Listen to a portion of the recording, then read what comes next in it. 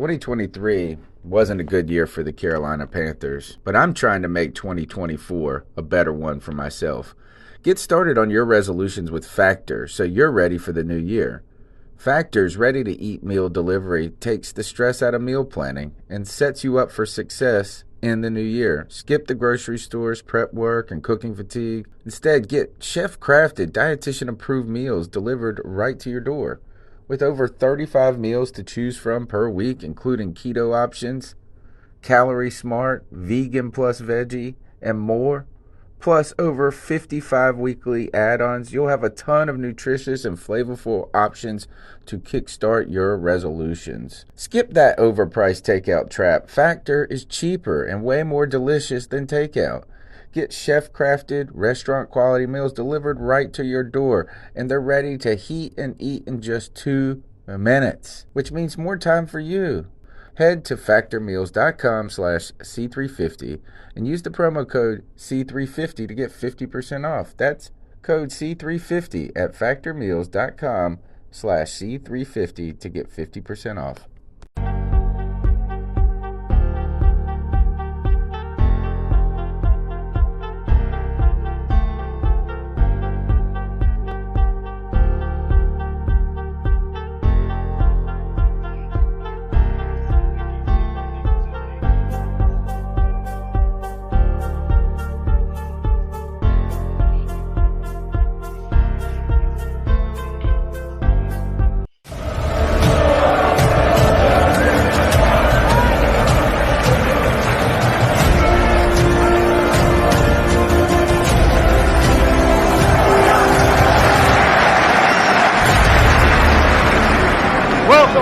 Welcome everybody to another edition of the C3 Friday Free-For-All. I am your host, Cody Lashley, once again bringing to you the only Panther podcast for the fans, by the fans. This is your opportunity to come on the show, be a part of the action. Tell us what you think about the Carolina Panthers. Tell us what you think about these coaches. Tell us what you think about the info that I have to bestow upon you tonight. Because listen, y'all, it's not very often that your boy has insider information, but when he does, it's big time. And boy, do we have a lot to discuss tonight. I definitely have a bunch of interesting things to speak with you all about tonight. I'm going to continue to let some people roll in so that way we have enough people when we do announce what this insider info is. And let me tell you, you do not want to miss it. In the meantime, let me introduce the faithful. They're here every single Friday, man. You know them and love them. First, none other than the man himself, the living legend, goes every day. Kenneth, my man Panther Pickle, how are you, brother? Hey, brother, I'm good, man. Race week here in Bristol. There's more people here than they needs to be. There's some good people. There's some bad people. There's some ugly people, and there's some real nice people. Everything in between, quite huh? drunk people. Yeah. Oh yeah, yeah, no doubt. There's a drunk person probably every 10 feet, I would imagine. There's one next door, by the way.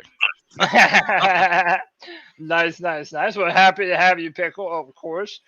Next up, my man Drew. What is going on, brother? Happy to have you back on another edition of the Free For All. What's going on, fellas? Ready for this great free-for-all show? As we said, got a little bit of insider information we're going to go over tonight. And we're going to talk about these Panthers and see what we think about them going up against these New York football giants. Because unfortunately, guys, it's not looking too good. Yeah, man, we're only one game into the season, and people are already worried about this team and our run defense. Man, we've got so much to talk about. We're going to break down this game, too. We're going to be doing the PrizePicks segment later, breaking down this game, seeing what entries are good. Maybe we can make some money doing this. Hey, man, PrizePicks is going to be a really big sponsor for us going forward this year. Next up, my man Nick Montero. He's up there in Patriots country, like Drew is as well. We've got a few Panthers behind enemy lines. But Nick, how you doing, brother? I'm doing good, man. Just up at my cabin, checking out the views. Here, I'll show you guys this again. So Oh, I'm so jealous. Snap. that's Man, look at that. basically the front porch of the I could cabin. live there. And I decided think- to take the Jeep out today. So Oh, hell yeah. Tricked out it's like been a a good motherfucker, day. bro. I like Roll that. I up like then. that. And yeah, roll up. No, I love that, man. Happy to have you joining us, man. You sound crisp. You sound clear. Happy to have you with us. Next up, my man, White Chocolate Espresso. I don't even think I've called him by his government name in over 2 months or so now. White Chocolate, what's up, brother? Not much, man. Just chilling, waiting to talk. Yes, sir. Yes, sir. Next up, of course, man. Listen, man. This guy, he's the commander of the guard. He's a dragon rider. He is a legend in his own right. Sir Jay Stubbs is joining the podcast. Jay Stubbs, what's up, bro? What it do, baby? Hey. We went from the missed opportunities era. Now we're in the missed tackles era. So we downgraded. We're supposed to upgrade, but we downgraded. Yeah, we that's all sure right, did. man. We sure did downgrade. You say that twice. Next up, this hosts a podcast called the 704 Charlotte Bound Podcast in honor of our late brother, Steplin Gray, 704 Charlotte Bound. Rest in peace, brother. We love you. This man, you might know him, you might love him, but he's always repping his Carolina Panthers. It's my man, Twan Don. Twan, what's up, brother? What's good, man? What's going on with the fellas tonight, man? I'm ready to go. I'm trying to get in here early because tonight I will be watching a real ACC team play tonight. Here Get we ready go. for Louisville. Watching a real ACC team play tonight. You know what I'm saying? I feel sorry for all you Clemson fans. The Saints all year. It's a wrap. I mean, you know, Damn sure ain't. we just got a couple national titles, and we're like 5-0 against the Seminoles, but no big deal, man. I'm happy you Y'all got a ain't, yeah, football game on hold up. Y'all Friday ain't night. 5-0 against us. Bro, I'm just Maybe saying, like, in maybe the over past the 5 last 3 years, years or so. Maybe over the last 3 years. it's been pretty one-sided, and you know, real college football teams Yeah, play but on head to head, Saturday night, but head not to head Friday since the night. beginning, it's not even close. That's right. I'll let you live back in the 1980s and No, live because we won your the chip glory in years, 2014. Oh, bro. famous Jameis. Yeah, Hey yeah. man, but happy to have you. And then next up, we haven't had this man on in a while, but he's back joining us again. SC Base, SC, what's up? Hey baby, what's up, man? We in the regular season, man. The tough week 1, but those refs really screwed us in the end. But we got a lot to work on. I'm just hoping the boys get a win this weekend. Let's go. Yes, sir. Let's go. So, ladies and gentlemen, I have been telling you on Twitter that I have some news to break. And by the way, I hear someone's TV in the background. If you have any background noise, either mute yourself while I'm talking or turn your TV a little bit lower. But listen, I'm not going to bury the lead no more, man. I have some inside information. Now, before I say the things that I'm going to say, I want to just basically come out and say this, right? Wait, have. Cody. Hold on. All right, go ahead. You gotta say this inside information is brought to you by Manscaped. Okay, that is a pretty cool idea. So let's just do that. This insider information is brought to you by Manscaped. Clean those balls. Dude, it makes your junk look bigger. It makes everything not so sweaty. You don't got swamp nuts anymore. If you need to shave yourself up, use promo code Panthers to get off of your order. Shout out to Manscaped. Appreciate No it. testimonials. No testimonials.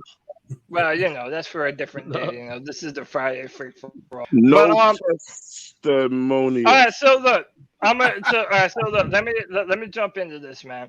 So basically, I have a very good friend who recently came in contact with an NFL player, a longtime NFL player who is very good friends with a coach on the Carolina Panthers.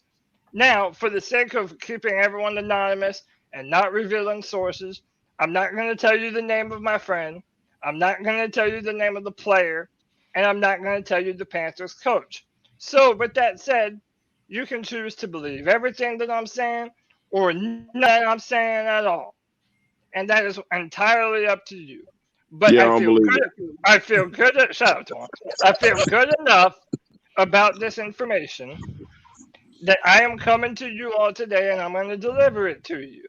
So I've made some spark notes right here. I'm going to go through them, and we'll just kind of go through it one by one, and you guys can let me know what you think. Right? All right. Y'all take a breath. Take a big deep breath. And here we go.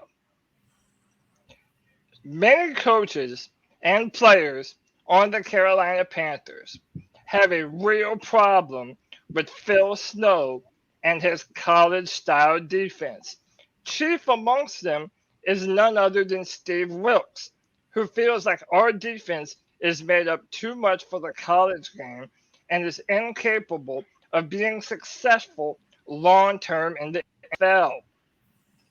Steve Wilkes and Phil Snow at one point got into a shouting match. It was an argument that turned into a shouting match about safeties not being able to roll up and play linebacker effectively on run plays. Snow likes to run three safeties on the field. Wait, put my notes back. He likes to run three safeties on the field, and Steve Wilkes feels Jeremy Chin is the only player capable of doing that, and even so far as to say Sean Chandler and Sam Franklin are nothing more than practice squad players. And these have been two players that, Phil Snow and Matt Rule, they've been very complimentary of for their time with the Panthers. Next up, Paul Pasqualoni, defensive line coach, is in the corner of Steve Wilkes. And both of these men believe that we're too light at the linebacker position to be able to stop the run consistently. This is due to Phil Snow and his insistence on lighter linebackers who can run fast. This is sometimes why Snow feels his safeties and linebackers can be interchangeable in the defense. But there is a very real feeling amongst people in the building that the Panthers are too light on the edges of their defensive line. Now, that brings us to Carlos Dunlap. Because the player that was talking to my friend is friends with Carlos Dunlap. Carlos Dunlap wanted to come to the Carolina Panthers, but Matt Rule was making everyone earn their position on the football team. So therefore, Scott Fitterer could not guarantee Carlos what position he would be playing or guarantee him money that would indicate him to be a starter for the Carolina Panthers. So they would never up the offer for Carlos Dunlap because there was a competition. And Matt Rule was not going to give Carlos Dunlap a starting job. So Carlos Dunlap said, all right, I'm going to the Kansas City Chiefs. Next up, better team. Derek Brown, our defense, wanted to be used primarily as a pass rushing defensive tackle. He made this known to our coaching staff, and they advised Derek Brown to lose some weight over the course of the offseason in order for him to do so. However, the Panthers have still not found a big enough, strong enough one tech to be able to put in the middle of our defensive line in order to be able to stop the run. So now Derek Brown is lighter than he was playing the same position. So now Derek Brown has basically lost weight for no reason at all. Going forward, and this is where it kind of starts to heat up a little bit. Jeremy Chin and Phil Snow basically are not on speaking terms with one another. After a disagreement, the two had last season. The disagreement was over how Jeremy Chin was going to be played in Phil Snow's defense. Allegedly, Jeremy Chin has had conversations with David Tepper and has told David Tepper that he feels like he is a premier football player and an elite level safety in the NFL. But he is not going to be that kind of player playing 3 different positions for the Carolina Panthers because we move him around so much. So now, I know, I'm not even done yet. I have a few Hey, Cody, you know you got to come to me first, man. You know you got to come to me first. So no, hold on. That's why you was on the show today, because you thought I was gonna let it out the bag. So look, bro. So all of this happened over the course of a 2-hour conversation between my friend, who will remain anonymous for the time being, and this NFL player. Check this out. Brian Burns doesn't care if he's an edge rusher in a 4-3 defense or an outside linebacker in a 3-4. But Brian Burns does not feel his future is here in Carolina under these sets of coaches, and has apparently told as much to veterans Steve Smith and Julius Peppers. Remember how Julius Peppers left the Panthers the first time. Okay, my next point, Luke Kuechly loves the Carolina Panthers. And my asked if he would ever be willing to come back and coach. And he said, look, Luke Kuechly comes around for Steels, and he comes around for Al Holcomb, and he comes around because he loves the Panthers. But Luke Kuechly does not want to work under this current staff as is. And that's part of the reason why he retired with the organization. Straight up. That's part of the reason Luke no longer that's a major reason he's no longer a part of the organization. Fuck that rule. The final point that I have, that rule always speaks to David Tepper with Phil Snow at his side. And on at least one occasion, David Tepper had to dismiss Phil Snow in order to talk to Matt Rule in private. The man behind the curtain. The man behind the curtain is none other than Phil Snow. Phil Snow is at the heart of our problems of playing players out of position. And he's the one that is insisting upon a college-style 3-3-5 defense that isn't capable of stopping the run. Cody, you y'all gotta thought come I to was me first. nuts when I said 5 and 12. You thought that I was nuts. You better come to me first. I know that's a lot. I know that's a lot to download. I know that's a lot to download, and we'll kind of go back through each one of these points. Twan's the loudest, so I'll let Twan go first.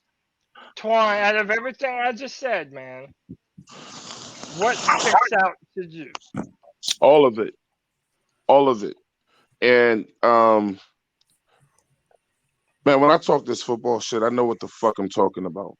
And this is not arrogance. If you guys been watching the 704 Charlotte Brown show, at least the last 2 shows, man.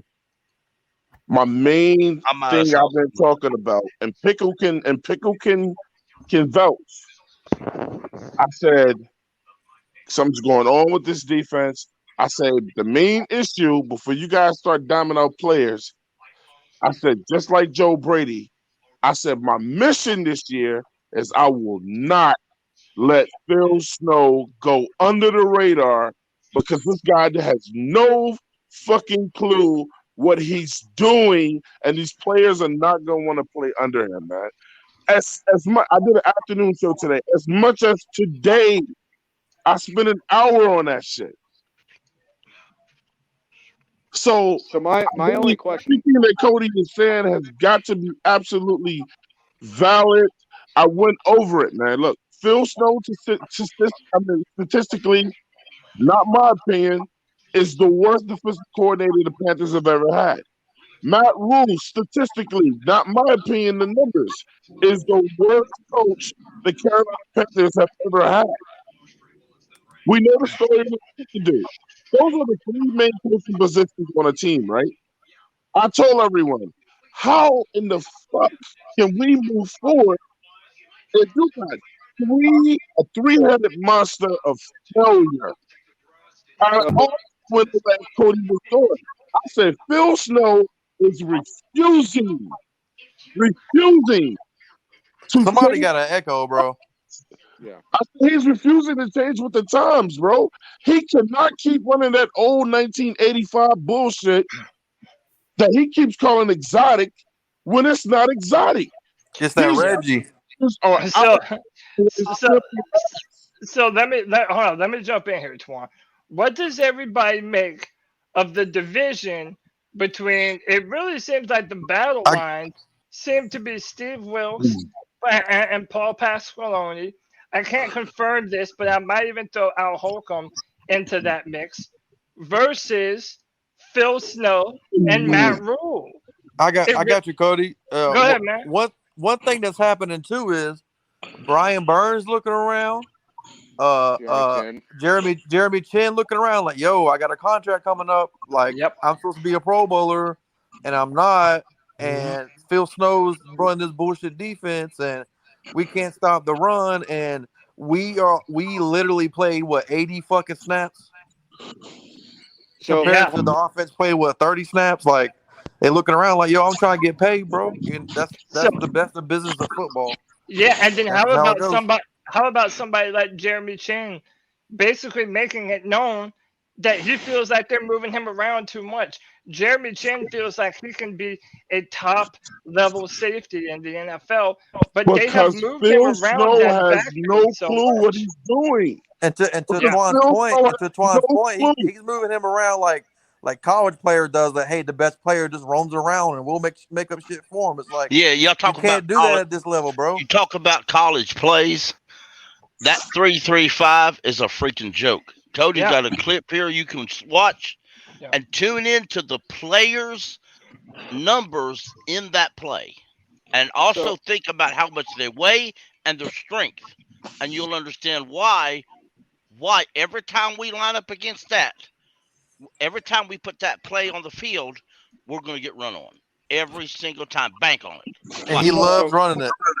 Right. A 3-3-5 is a passing defense. Right. That is not designed to stop the run. Twan, look closely at this play. Look at the fellas on there. Yeah, so look at who we have on the line. Matt Ioannidis is essentially playing one tech. We have YGM and Marquise Haynes. It's like you can tell from the alignment. Yeah. Frankie's on the other side. Alignment that this isn't. If you're going to run the ball, there is a weight advantage. Look all day. Holy crap! All day. They run the defense. They run the defense like it's third and 30 every fucking snap. So it would appear as though that not only the players, but we have coaches who are vehemently opposed to the Panthers' running style of defense. Cody, stop right there, real quick, because I want to make a quick point to what Cody just said. Cody just said we have coaches. Did you guys just hear what I just said statistically about all these coaches? These guys are in no fucking position to act like or even make people pretend that they know what they're doing, bro. And see, this is going to come back to Tucker. Are you going to let these corny-ass coaches drive away the talent that you do have because you've already driven away guys from coming here? But my only question You're is, going to hold on to your ego so long that you won't fire Matt Rule and get rid of these guys, bro. And all the guys that want to come here, this regime just waves them off. Like, no, Stephon Gilmore, you know what? You're good to go. Hassan Reddick, you're good to go. We don't need you. Yeah, what? you know we don't what need you. Matt Rule got rid of an all-pro middle linebacker, which we obviously need. I'm tired of that one. Come on. We have this discussion every single time. Okay. What's his name there? Who went to the Raiders? He had injuries that he was dealing with. I don't give a shit. He had injuries that he was dealing with. Pro Bowler, bro. His attitude. But wait a minute, hold on, Twan. So wait. Let me. Somebody taking a shower. Wait a minute, hold on. Wait. Like Matt Rule can make that decision. All right, so hold up, Tom. Let me take care of some business real quick. First of all, I want to welcome two people to the show. First up, you know him and love him. It's none other than the professor himself. Yeah, maybe Kevin does it, but that's a whole nother thing. Tony Dunn, the professor. How are you, brother? Good, man. Good. Is my mic too loud? No, you're doing good. No, you sound good. All right, cool. Not as loud as you need a loud mouth. You need a loud mic in this room. Boy, ain't no lying. And then So by the way, I'm gonna have to rotate people in and out. If you want to stay in the background, I'll let you do that. But we're only allowed to have 10 people on at a time. So hey, right Cody, now, I'm gonna be splitting in a minute, because Florida State's playing tonight. But I definitely wanted to get in here and get the breaking news. And the thing is like, man, hey, we'll talk later, Cody. I'm feeling like you was feeling me. You heard what I said on the show today. I just said when fans can see it, you know what I'm saying? For people that know this game, it's just like, man, something is going on, bro. It ain't like we ain't got two people on this roster that have played in a 3-4 that could do that drop of a hat. Pickle. Already before I go, what was the first thing that Matt Rule did when he got here? He got rid of all veteran presence. Right. He got rid of anybody that would challenge his leadership. Yep. And then Luke said, "Nah, I'm out, bro. Fuck that." Yeah. And by the way, that's why he was hesitant to Cam Newton at first too, because he didn't want to bring any other older player that had sway and say so over. Which is the same reason. It's the same reason why he sent Denzel Perryman away, because he didn't want nobody to buck back, and that's all it comes down to. Anybody that buck, he don't like it. That 1,000%. I think a lot of the Perryman thing had to do with the Dunlap thing too. Dunlap wanted to be here, but they just weren't willing to guarantee him a spot. And I kind of think it was the same thing for Perriman too. So Perriman made a stink, and then they kind of sent him out. I know Nick wants to get to a point. Before I do, and remember, I got to cycle some people. I catch you guys later, man. Yeah, I mean, Twan, if you want to come back in, I'll come back later, man. I got mad love for. I hope y'all have a great show. This is gonna be a powerful one, man. Yeah, appreciate you, All right, later, Twan. All right, next up, you know him, you love him. He has a fantastic YouTube page. I do believe him and my man CK probably have the greatest voices in all of YouTube. It's my man John from Carolina. John, how are you, brother? What's going on? What's that? Happy to have you. Happy to have you. Yeah, likewise, man. It's very good to be here, guys. Yep. I appreciate everybody for being on. How many spots? 1, 2, 3, 6. And real quick, let me add my man Kendall to go. Kendall, what's up, bro? Kendall, you there? All right, we'll go back to Kendall in just a few minutes. But guys, I mean, look, I'm gonna let y'all jump into this. Did y'all want me to go back over some of those parts? I know that it was kind of quick, kind of rapid fire. But is there anything that any of you would like to jump in on, or that you would like to care to? Yeah, Cody. Yeah, this is SC based. I'm gonna keep it quick. I think when we look back at this offseason, one of the biggest mistakes that we're gonna see, I would have signed Hassan Reddick over Deshaun, because we gave Dante Jackson his extension this offseason, right? This past offseason. Yeah, but we still have money though. I You know would what I'm have. saying? I would have given it to Hassan Reddick because in my eyes, a legitimate pass rusher is more valuable than a top tier cornerback. I think we had a lot of depth at corner. I would have dropped the Hughes. I would have gave Hassan Reddick the bag. Now, whether he wanted to stay or not, I don't know. But if it was my money to spend, I would have given him his contract first. I myself, don't think he wanted to stay. yeah, myself, I would have turned more attention to Stephon Gilmore just because of his veteran experience and knowledge and willingness to share that knowledge. Yeah, he wanted to be here too. Yeah, he did. Yep. But so I have a question for everybody, and this was the question I really wanted to get in earlier. Yeah.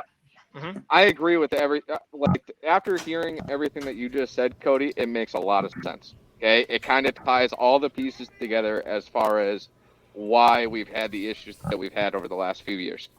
But my question is, even if we had the adequate defensive coach, would we have the personnel to be adequate to stop the run? Because I still feel like we're lacking in that department. No. Yeah, you know what? The more and more time goes on, I feel like the Panthers aren't truly equipped to run a 4-3 or a 3-4.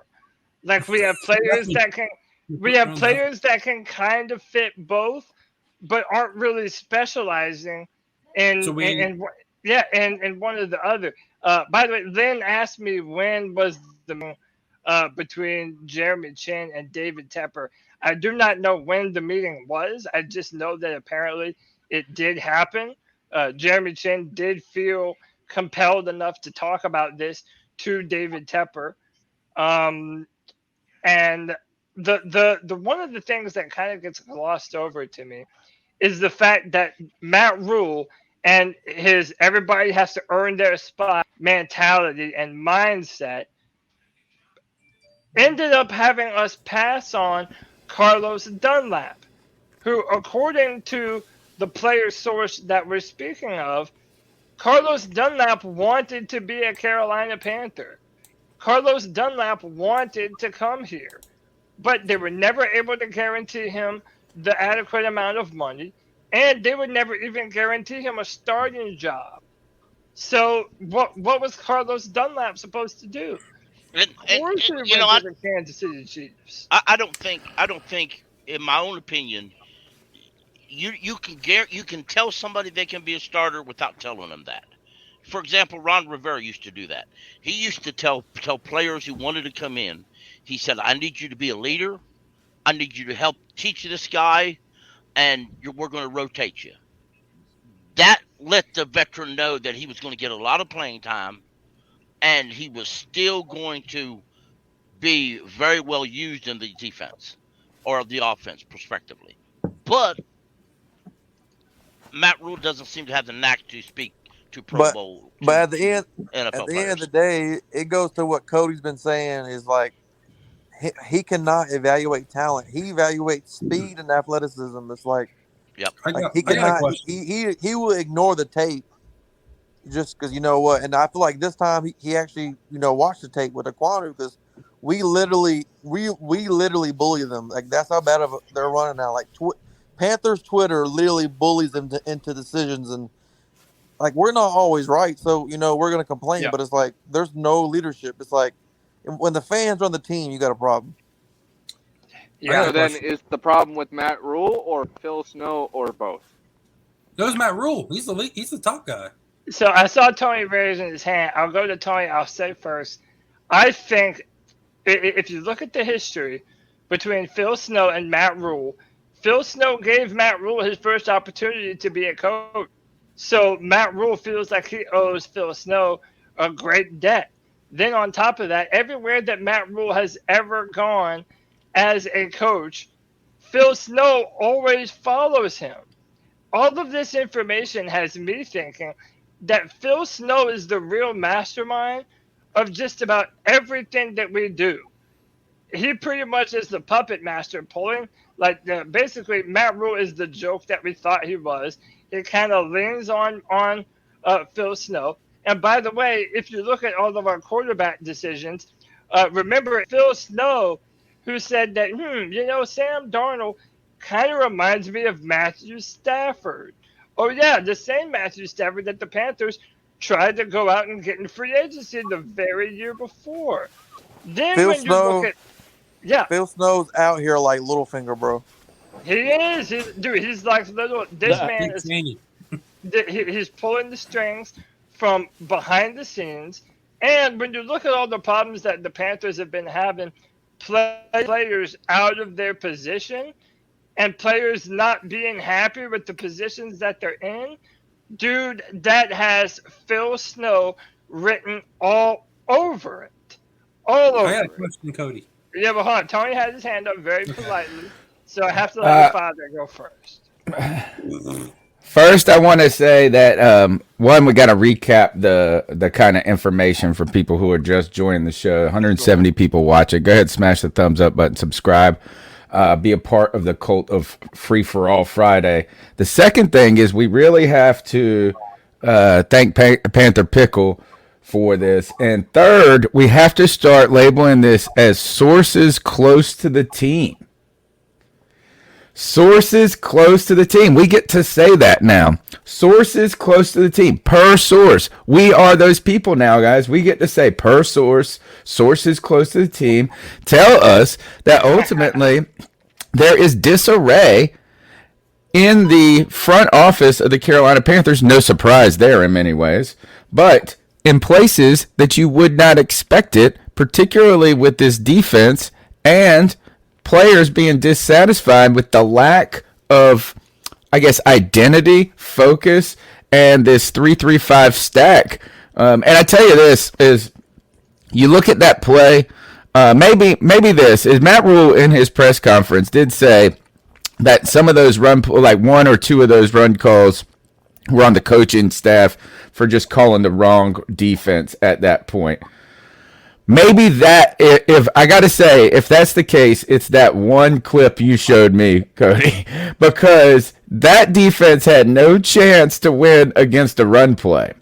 So let's recap really quickly that the news is this, is sources close to the team. Highlight it for me, Cody. Highlight what part? The part that we got to get out there right now, or in our own way. Sources close to the team tell us what. All right, so I got my dandy show notes that I made because again, this was a part of a 2-hour conversation. So it goes like this: many coaches and players have a real problem with Phil Snow and his college-style defense. Chief amongst them is none other than Steve Wilks, who feels that our defense is not made for the NFL and is incapable of being successful long-term in the NFL. Apparently, at a certain point in time, Steve Wilks and Phil Snow got into an argument that eventually turned into a shouting match one practice about safeties not being able to adequately roll up and play linebacker effectively on run plays. Phil Snow likes to keep 3 safeties on the field to play the run, and Steve Wilks feels like only Jeremy Chin is capable of doing that. And other players like Sean Chandler and Sam Franklin are nothing more than special team / practice squad players. Paul Pasqualoni, the defensive lineman, is firmly in the corner of Steve Wilks, and both of these men believe that they are too light at the linebacker position to be able to adequately stop the run consistently on the edges. This is largely due to Phil and his insistence on lighter run backers who can run fast. This is also why sometimes Snow feels his safeties and linebackers can be interchangeable in his defense. Carlos Dunlap wanted to come to the Carolina Panthers, but because of Matt Rule's insistence on making everyone earn their spot and earn their position, Scott Fitterer could not guarantee Carlos Dunlap a contract that was indicative of a starter, let alone even guarantee him what position he would be playing for the Carolina Panthers. Again, this is all in recap. This is some notes from a 2-hour conversation that was had. The next one Derek Brown to be used primarily as a pass rushing defensive tackle. So I guess you would say more like a 3 technique and a 4-3. This was something that was so important to him. He went to the coaches about it. They agreed with him and then advised Derek Brown lose some weight over the course of the offseason. Derek Brown did indeed lose that weight, but they couldn't find a big enough presence to fit that 1-tech, 0-tech position that Derek so frequently plays. So essentially, they had no choice but to stick him there. And now he's at a disadvantage because of the weight that he has already lost. This is where it kind of starts to get sad to me. If you missed it, Jeremy Chin and Phil Snow basically are not on good terms with one another. And this stems after a disagreement between the two of them last year over how Jeremy Chin would be played in the Panthers defense. Jeremy Chin has allegedly since spoken to David Tepper and told him he believes that he can be a great football player, but not at 3 different positions.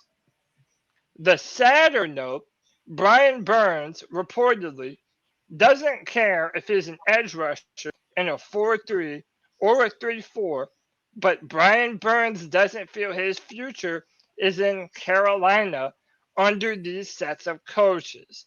And apparently he has told this to none other than Steve Smith Sr. and Julius Peppers. Remember how Julius Peppers first left the organization? And then now think about Brian Burns coming up looking for a contract. Speaking of which, of veteran players, Luke Kuechly only comes back around because he loves the Panthers and he has a lot of respect for Steve Wilkes and Al Holcomb. But he would never coach for this regime.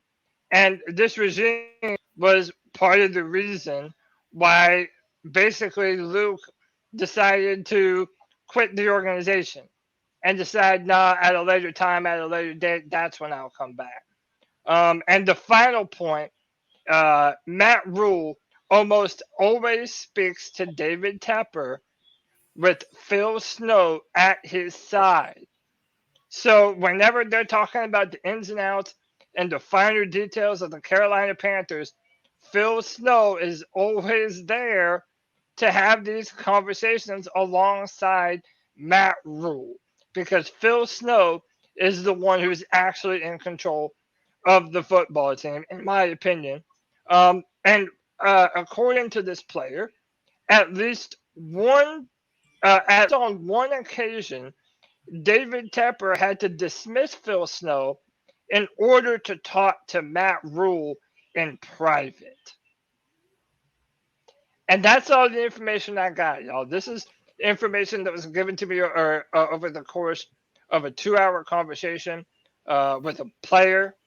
So I was going to say, Cody, if you're David Tepper and your head coach you just paid a shit ton of money for, like a lot, comes in constantly with his defensive coordinator holding his hand, how do you still keep him with a losing record? They bust in there like Cobra Kai, like what's his name with the sensei and the damn old man. Like seriously, yeah. Why is the D coordinator there? Yeah, I mean, but look, Phil Snow is in charge of the defense, and if this is a Phil Snow thing, I don't know. I don't think that this is a problem that's going to get better anytime I've never soon. heard any like an assistant and a head coach visiting the owners. Usually, just the head coach and the owner. Yeah, well, they're a pair. I mean, they came in as a pair. They're basically gonna end up to leave a pair. Essentially. I want to jump around to some people. But let me introduce some people, and then I'll go to you, Nick, if you want to jump in here. First up, we got JD joining the show. JD from the beautiful Hawaiian shores. JD, what's up, bro? Oh, what's good? What's good? How you guys doing, man? Doing good, man. I don't know anymore. Yeah, what do you think about this information news dump? So there's a part of my brain that has to give it credence because I mean you laid it out. Snow was the coach that gave Rule his first opportunity. We all know how that works. Guys essentially try to stay loyal to the people who help them come up and stuff. I mean, hell, I can considering that Snow's been on record and stated that he has no intent on ever being a head coach. I can see a situation where he's like, yeah, I'll just stick with Rule and be the pseudo. I'll be the Sith Lord, essentially. Like, I'm gonna run a team, but I'm not gonna be the head coach. Execute Order 66. To me, he's Dick Cheney. At the same time, though, a part of my brain is wilding because so we go back and we look at this past week, and I mean, how much blame can you put on the coaches for 18 missed tackles? Like guys taking poor angles. So you're taking a poor angle, and then when you get there, you're trying to bring Nick Chubb down with your arms. It ain't gonna happen. That leads to broken tackles. Nobody was gang tackle. Like you want bodies there. Burns said it in a YouTube video I was watching earlier. He's like the best way to bring down Barkley, but it's the best way to bring down a lot of NFL. Like imagine being 1-on-1 with Christian McCaffrey out in the open field. You about to get your ankles taken. You got to gang tackle these guys. I didn't see gang tackling. I didn't see bodies on bodies. I saw dudes trying to bring down Chubb and Hunt with their arms. I don't know if I could put that on the coaches. And the defense's performance overall, they came out and played a solid. Like their first quarter was solid. Second quarter, the Browns get their first points off of a terrible panic move from Henderson. In the second half, the Browns didn't score a single touchdown. They kicked 4 field goals. Hell, I could stand here and say if the offense manages just 3 points in the first quarter, that changes the dynamic of the game. So. Yeah.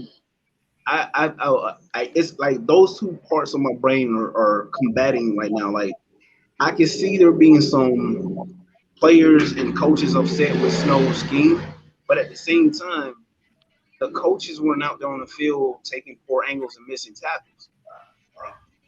So JD, you talk about the offense in the first quarter, and I completely agree with you. If they had scored at least that, it would have been an entirely different game. My thing is I don't put that on the entire offense, okay? Baker Mayfield fucking dropped how many snaps? Thanks. One of them, was not his fault, but still, that was ridiculous. I've never seen that before. In the first, hey, before we go forward, let me introduce my man. He's currently in the middle of murking fools online in some Call of Duty. It's the voice that makes them moist. Codizzle Allen, CK, what's up, brother? What's up, dude? I'm just out here killing some people. I figured free for all, might as well free for all, you know? Are you imagining some of them folks are Rule and Snow? Yeah, sure. Yeah, sure, dude. Like, doesn't hurt to have that thought in my mind when it comes to playing some Call of Duty, you know what I mean? Yeah. And hey, real quick, I just want to make sure I don't miss these. Justice Chapman with the $4.99. Taysom Hill, Daniel Jones, Taylor Heineken, and Jacoby Brissett are all quarterbacks who have beat us in the last year.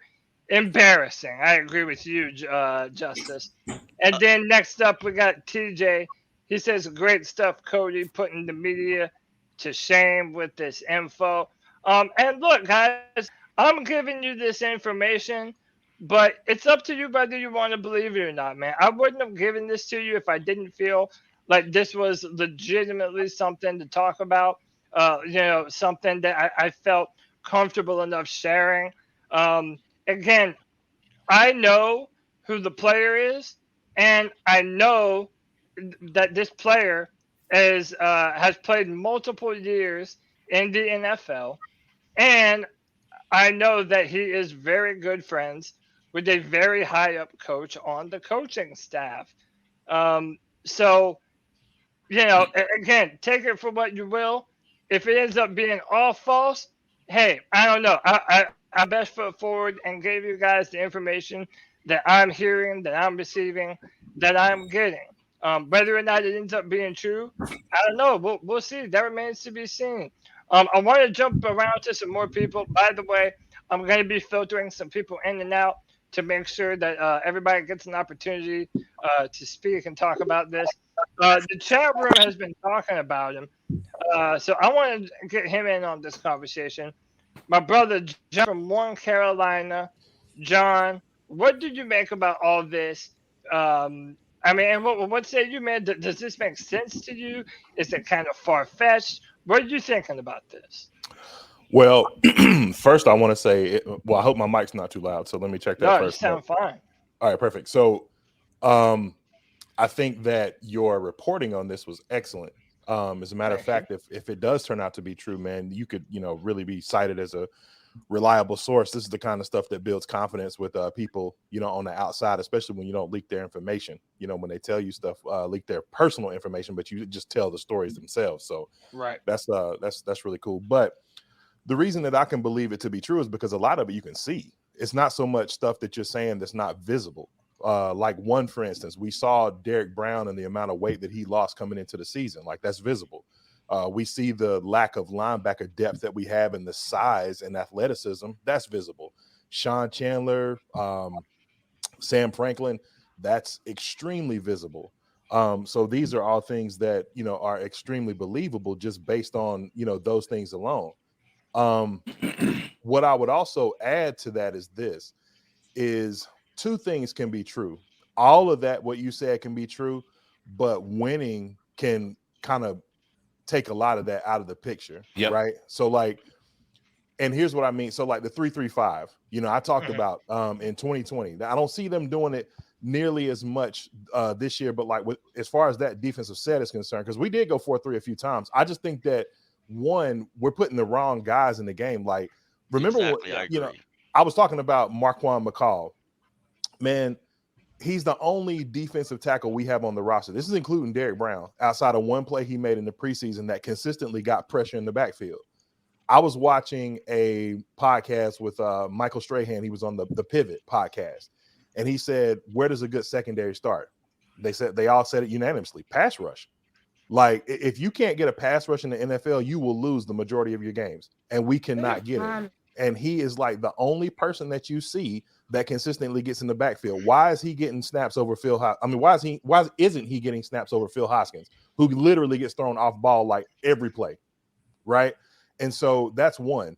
Two, the 3-3-5 can be effective in the NFL, but only if you have a scoring offense. So if you've seen someone like Kansas City do this, then it'd be a little bit different, And then three, man, some of the most athletic people we have on this team are on the bench. I understand Brandon Smith was hurt, but even if the guy doesn't know the position that well, he's got a nose for the ball. Just let him get in there and figure stuff out. Amari Barno, we saw him have, generate some pressure from the edge. And then the other thing you said, Cody, and I'll shut up after this, that you said about Brian Burns was absolutely perfect. Brian Burns, and shout out to C-Dog, man. C-Dog been saying this. He said it. He done said it in my chat. He done said it in y'all's. He done put up comments. Brian Burns is a 3-4 pass rushing linebacker. He is TJ Watt. He is Khalil Mack. He is Von Miller. And if he was anywhere else other than this defense, he'd be an all-pro. Yeah. And the fact that he has no help, he's basically, especially now that Hassan Reddick is gone, he is our primary pass rusher, and every defense knows it. So they're gonna double this team or double team this man ruthlessly all season. He's not the primary one; he's the only one. Yeah, and while I still got John here on this, but actually this is a different play. Okay. I want you guys to look at Derek Brown right here in the center, number 95, and keep it in context with what I said. He lost weight over the course of this offseason, and now he's getting bullied, man. Derek Brown, there were a number of times during this game where Derek Brown was in the dirt. I'm talking he was getting bullied, moved around, pushed around. Didn't seem like he had his feet underneath him. And again, this says to me these players are really upset not only how they're being played, but the alignment that they're being played in. I would keep that Cody. in context. Hey, Cody, can you hear me now? Yeah, I can hear you, Kendall. check on this. When we brought Derek Brown in, he was supposed to take Star Latule's place, and that's what I was trying to tell everybody. Yeah. That's what he was brought in for, not to lose weight and become a pass rusher. He was brought in to be the big guy on the defense. He was supposed to take Star's place. And see, everybody's getting on Derek Brown, and then they asked him to lose weight. And I'm glad you just showed that. And John, I'm gonna get you, man. You just took every talking point I was getting ready to say. Good job, bro. Yes, sir. But let me say this about Derek Brown, because Derek Brown gets a lot of unnecessary hate. Derek Brown has not, just like Brian Burns, has not been put in a position to succeed. Number one, Derek Brown does have pass rushing abilities. You never see any stunts. Tell me the one stunt blitz you ever seen from the Carolina Panthers on the inside. Never. Right? Number two, when you talked about his weight and everything like that, like the one thing I'll say with a play like that, because there was, he got double teamed a lot, during that game. Now that time he didn't. He just got, bully balled. But like being somebody that's 6'5", over 300 myself, like Derek Brown was probably gassed, to be honest with you, because the defense was on the field a lot. So, it's a good chance he was probably gassed. Can't hear you. Can you hear me?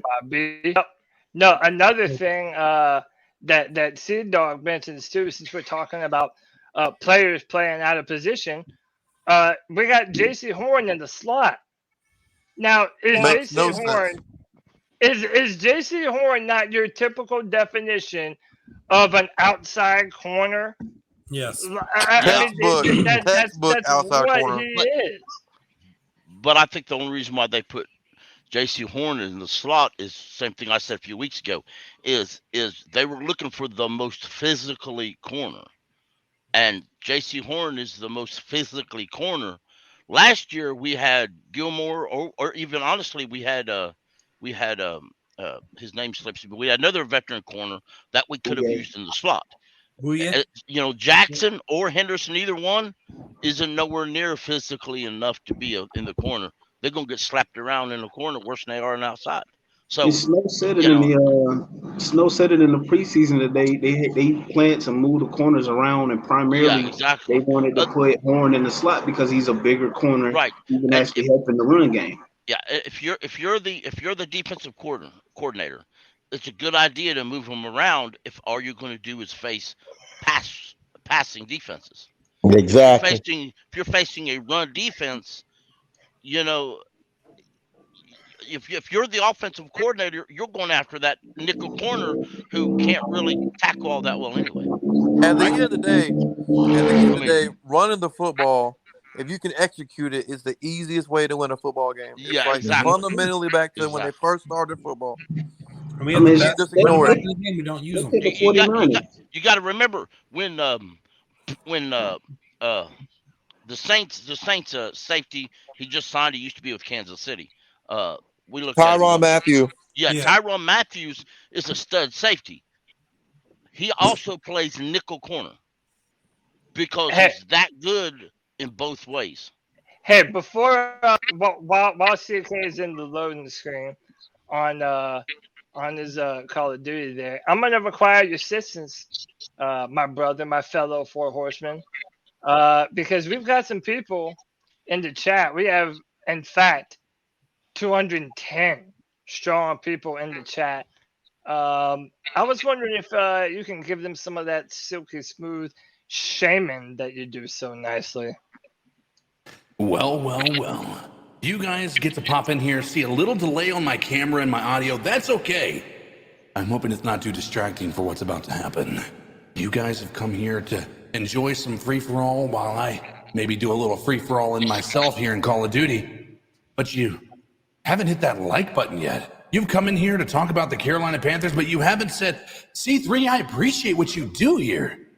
And you haven't hit that like, and I have one thing to say to all you absolute freaks. Subscriber shame.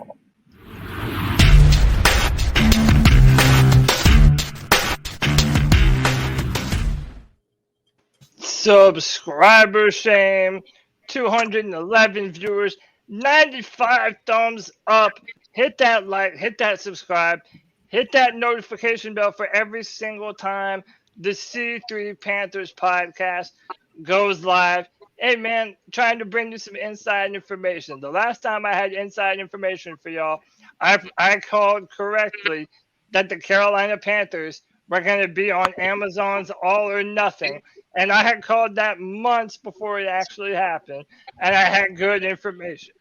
So, and it literally I've got- was all or nothing because we haven't been Yeah, shit since. yeah, 1000%. We have nothing now. Hey, let me steer the conversation this way.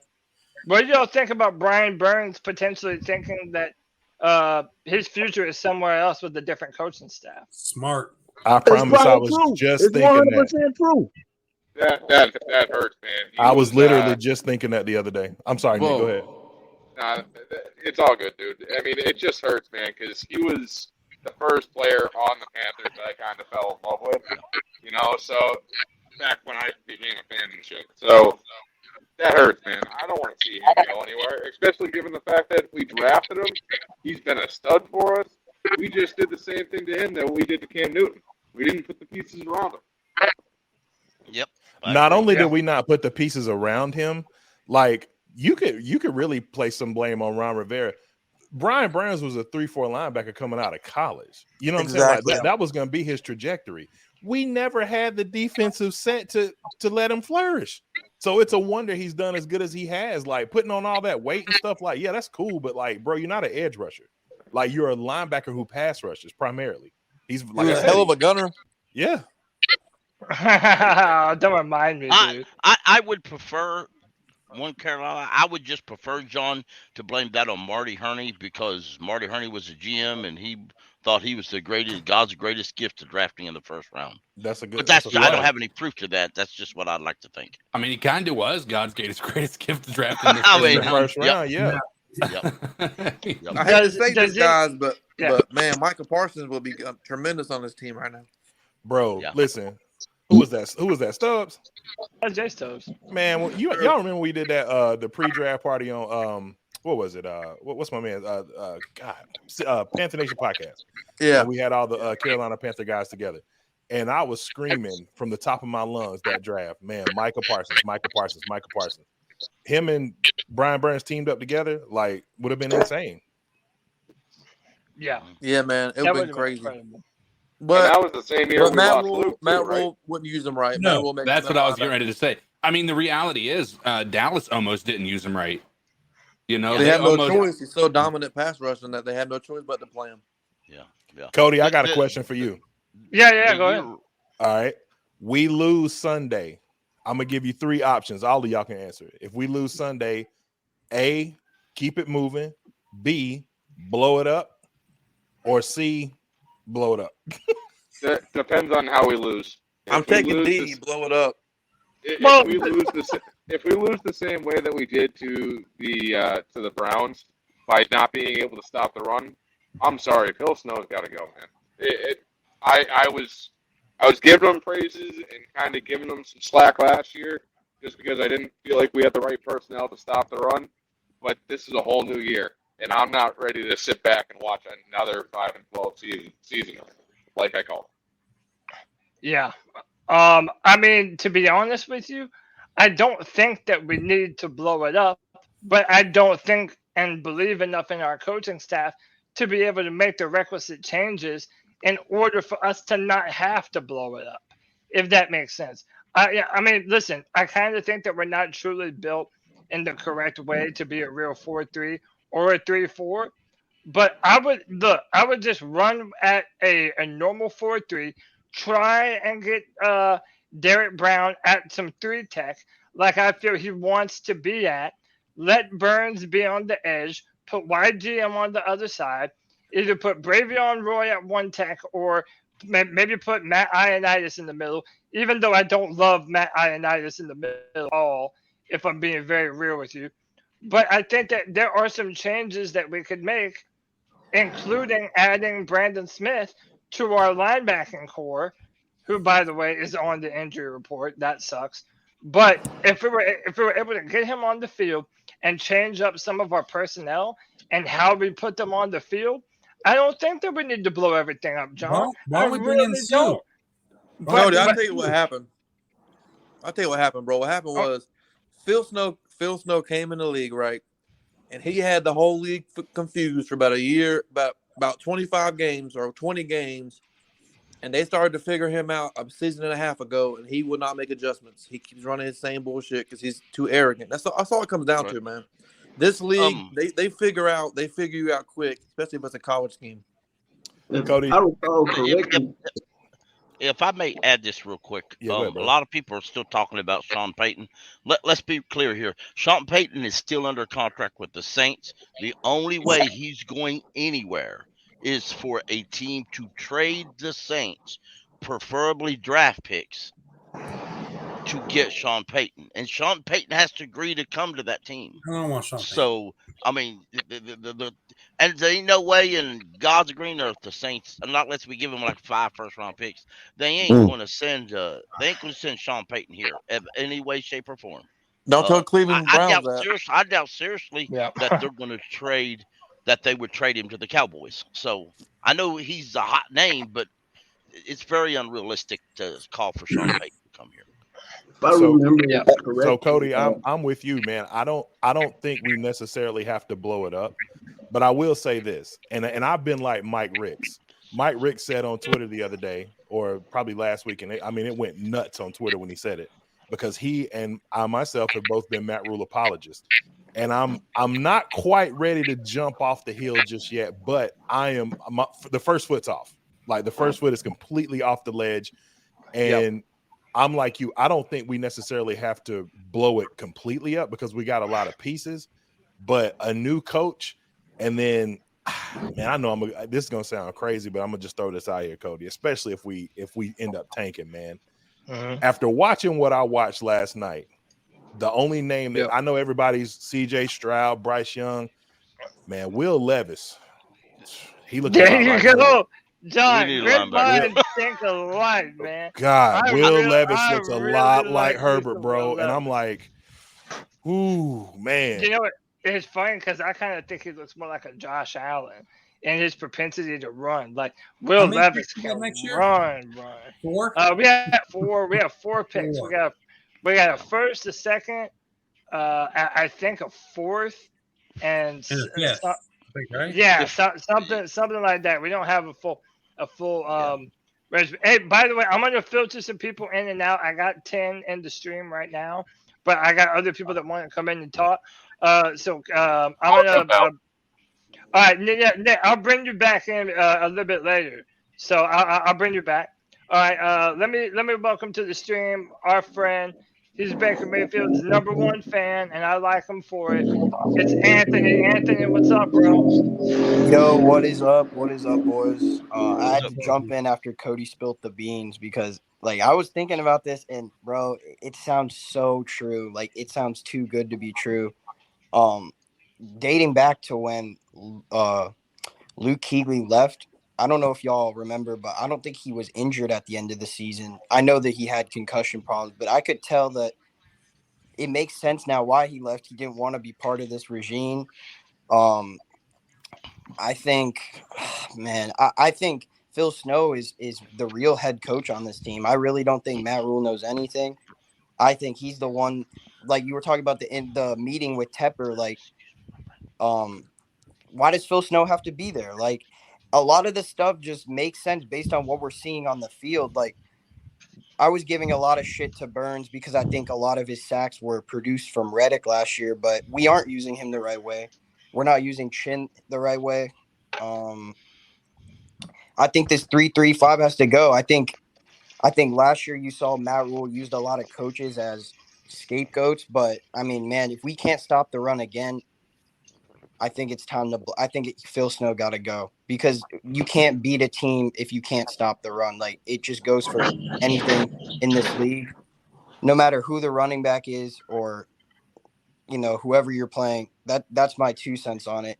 Now, I will say, it really does depend on what Tepper does because if we can't make these changes, I feel like we're gonna have another stressful season, just based on like everything that's happened so far. But yeah, that's my 2 cents on it. I mean, everything seems like so true, like too good to be true. It makes a lot of sense that I could see why coaches are butting heads with Phil Snow, because it's like, why are we running a 3-3-5? Like I said this in the free for all chat. Like when you look at Atlanta, if any of y'all watched that Atlanta game, like, bro, even Atlanta's defensive coordinator knows how to run defensive like playbook, like, and they don't even have near the amount of talent on defense that we do. So it's coaching, man. It just comes down to how you evaluating talent and utilizing your players. So I mean, I don't blame Burns for wanting to leave. Like, I mean, it makes sense why he would, and also why Carlos Dunlap was not able to come here. I mean, man, you don't give competition to players who have already proven that they're starters in this league. Right. Just kind of the same thing with like Bozeman. Like, if we keep seeing all these problems where like Elfline's like, yeah, I think Baker did have some problems fumbling the snap, but if they're not on the same page with Elfline and they don't start Bozeman, and if they don't switch the defense, I mean, man, it's gonna go downhill, bro.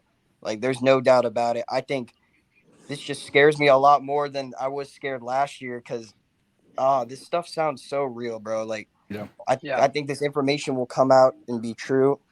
And the last thing I have to say is, if we're bad this year, I want us to be bad, because I think if we can't get it going, we got to start from scratch. We gotta tank like we did for Cam. We have to get our guy. We have to get, like, even as a Baker fan, if he doesn't perform, I don't want him back here. Like, I don't want anyone back here that's not performing. Like, if Baker doesn't live up to being a number 1 overall pick this year, I don't want him. Like, I mean, the reality is if he can't perform as a top 10 quarterback in this league, I don't want him to be the long-term answer. Agreed. I'm just willing to give him the chance to, based on what I've seen so far. Right? I agree. I agree with that. I think it's just prove it for everyone. So, Cody, my biggest thing for the we'll go to J Subs and then JD. Go ahead, JD. My biggest thing about Phil Snow's defense is, like, I feel like, you know, and it's gonna be obvious, but like, first and second down calls, they're always usually pretty solid, man. But for whatever reason, it can be 3rd and 37, bro, and they're gonna convert. I don't know what he does on 3rd down. It's like, it is so nerve wracking. It's hard to explain. It's like, dude, seriously, 3rd down defense has been killing us for what, 3 years now? Yep. Yeah, I mean, it's been torturing us for 3 years. And, you know, it even has you reevaluating the events of the offseason. Matt Rule, he goes and gets all these brand new coaches. He gets Ben McAdoo. He gets James Campen, you know, with the idea that, well, we have to move on from this college-style offense that we have Joe Brady, and that we need to implement guys that have NFL lineage, that have been in the NFL, that have experience coordinating on an NFL level. We do that for the offense, but it was never in consideration for the defense, because you hear Matt Rule at all these press conferences, and they're giving you all this, oh, well, in the final 35 minutes of the game, we would have been 3rd in the NFL in run defense. And he's given all these ifs, ands, and buts. He's so apologetic of everything that our defense does, and they keep on pointing to those numbers from last year like they meant something. It was obvious to everyone that the defense was not good, as all the numbers and the advanced stats, and certainly not as good as all of our coaches told us that it was. Your eyes have been correct the entire time. I got a question, because we fired Joe Brady because he refused to run the ball. Yet in game 1, we didn't run the ball at all. Yes. Yeah. Yes. It's very stupid. They'll never fire Phil Snow. Matt Rule will not fire Phil Snow under any circumstance. No. It makes you think too. That's why you think. Go ahead, Pickle. I'm sorry, man. If it was me, we lose this game. To me, and I may entirely be wrong, but to me, there's no use to hang on to it. To me, we got enough people with enough experience. We've got 3 former head coaches on this roster. Mm-hmm. We have 2 assistant head coaches. Okay, we've got We've got Jeff Nixon, who was a temporary OC last year, and we've got Al Holcomb, are both classified as assistant to the head coach, assistant head coaches. And to be honest with you, we don't even have a linebackers coach. Honestly, Al Holcomb helps the linebackers. We don't even have a linebackers coach on this team. But I would fire both Rule and Snow both at once, because it would, to me, it's dumb to fire one without the other. Rule's never going to fire. But if you're David Tepper, you really want to piss off Rule, fire Snow yourself. They're not going to fire anybody. Wanted to be an a-hole about it. So why you fire Phil Snow? Just get rid of both of them. I agree. Yeah. That sounds better. Hold up. I told JD I'd go to him next, and then I'm gonna go to Drew. I want Drew to elaborate some more on that. But JD, go ahead, man. Yeah. So the two things that I wanted to speak on is the defense's identity. Yeah. Like when you look at the personnel, you could go 4-3, but we have personnel more so fit for 3-4. That way you can have Barno, you have at outside linebacker, pass rushing. You have Barno, you have Luvu, obviously Burns. I said it prior to the season starting. For all the talent that's on this squad, it's on the coaches to put them in a position to succeed. Mm-hmm. Now, when we're talking about last season, and you could apply it to this past week's game. When the defense is on the field for the length of time that it is, and we, like, to the offense's credit, we saw what it could look like to put up 17 points in one quarter. Like, I feel as though if you have to put the blame on Baker.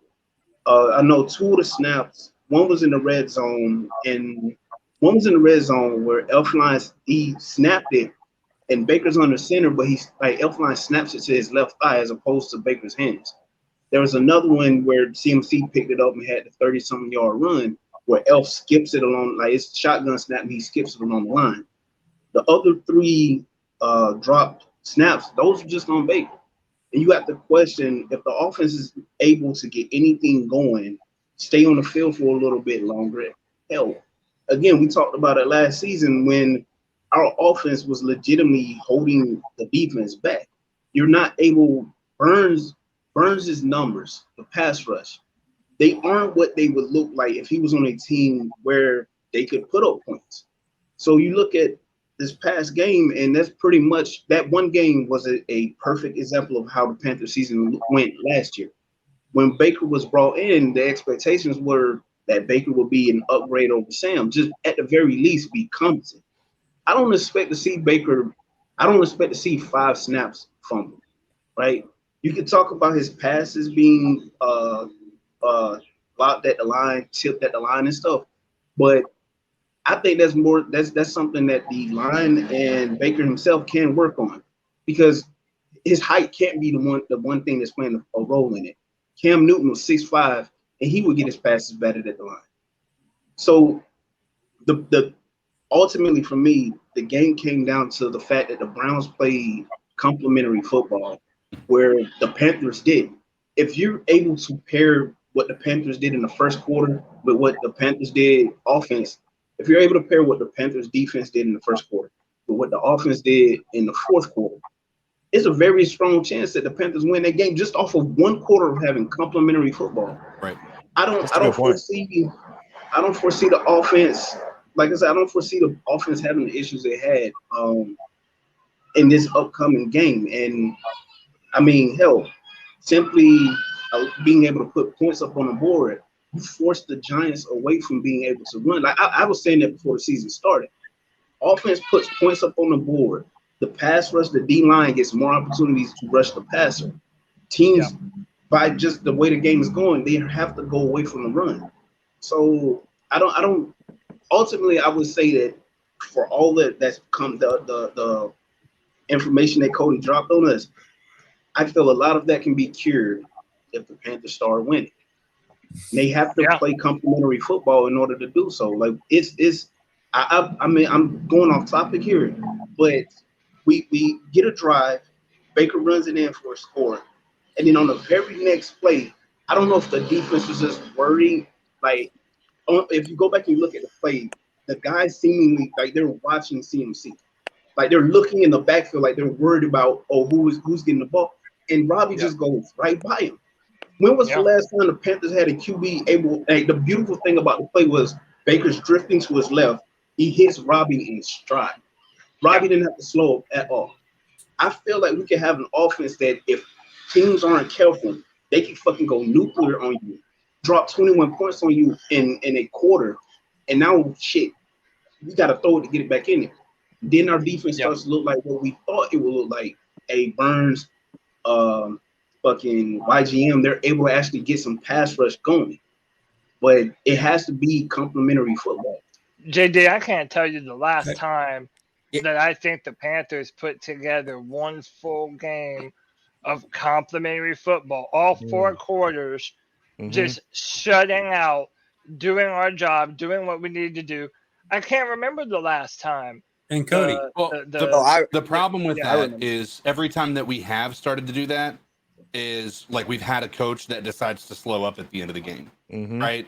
So like we start to like there's never I don't think it's been since maybe 2015 that we've had a full game of like put this game away type of mentality, and that's been a problem that I personally had with the way that our any coach we've gotten. I get there's a need to maybe be a bit reserved when you are ahead and not to put the ball back into the other team's hands too aggressive, in an aggressive manner. But at some point when they're starting to catch up, you got to start to think like if you're more than 2 scores ahead, or if you're 2 scores ahead, you're not far enough ahead to take the gas, take your foot off the gas in my opinion. Well, I think it's what John was saying. He was saying, hey, look, the only thing that can save us now is just winning, because like Grizzy said in the chat, is at this point it's like it's gonna be team chemistry, because if everybody's split and this person wants to do this and this group wants to do that, and Matt Rule's saying 7 years and people are like, hey bro, my contract's only 4 though. You know what I mean? We're fractured, man. We are a kingdom divided. We're a kingdom divided right down the middle. Go ahead, White Chocolate. Then I got to introduce you. I was just going to say, let's be real. Nobody's getting fired after this week. I don't care how bad it is. They're not fired. And nor should they, to be honest with you. Like, no matter how bad it is. They would have fired him in the offseason after week 2. You should just fire him. But also, I would like to clarify 50-0, he gets fired. Even if, let's just say hypothetically. Let's say hypothetically David Tepper did fire Matt Rule and Phil Snow. He's still going to have to pay all the guaranteed money that's left on Matt Rule's contract. So then, if he went and got another coach, Phil Snow. So then he would have to be paying for his new coaching staff and his old coaching staff. That's his fault, Cody. Unless they get a head coaching job in the NFL, which Matt Rule is not getting another head coaching job. That's on him, though, bro. He made the decision, not us. Yeah. But Cody, what's more dangerous than that, though? Here's the thing that's more dangerous than that, regardless of what we agree with or against each other or not. The fact is that in that fraternity, you fire him after week 2, and it doesn't matter how inept it looks. Other coaches are going to take notice of that. What happens to me if I do the same thing? Look, it happened to Chud, man. Chud had Carolina rolling Cam's first season. We just didn't have a defense to be able to. It's always like flip-flop with us. It's crazy. But Chud goes to Cleveland, wins a few games, but it doesn't look good that Jimmy has him, and he's gone in 1 year. Yeah. And so that's what I'm saying. Like, that's why they've been inept for so long. So, like, to me, like, if it's 50-0 Stubbs, I'm with you, man. Like, obviously, then you got some real – it's toxic. But, like, if it's just another close game, man, like, you just got to let it roll out. That's why my choice of the options that I gave is just to keep it moving, like, at least until, like, week 7 or 8. By then, yeah, obviously, you want to pull the trigger because you know at that point, like, it's not going to get any better. When's our bye week again? We got all that. When's our bye week? Was it like week 12? Week should be 13, I think. Yeah, it's week 13. Oh, yeah, John, you're probably right, because that's gonna be when you fire him 13. But we also have a mini bye on week 10. But to me, if you're gonna fire him at week 13 at the bye week, you might as well just keep him to the end of the year. Hell no. You're not the only picture at that point. The only thing you're doing is satisfying the fans. You're not. Let me jump in he here. He needs to do that. Wait, hold on. Time out. Let me jump in. I want to introduce someone to the show, and then we're probably going to move. I'll get everyone's final thoughts on this, on all of the leaks and info, and then we're probably going to move on to breaking down this game with the Giants, and we're going to look at PrizePicks. But real quick, this man has been waiting patiently, so I have to let him have his turn on the floor and vent and let it be known what he feels about this Carolina Panthers team at this current point in time. My man Alex, A1 for Panthers. Alex, what's going on, dude? Hey, what's going on, Cody? What's going on, fellas? Happy Friday. What's up, man?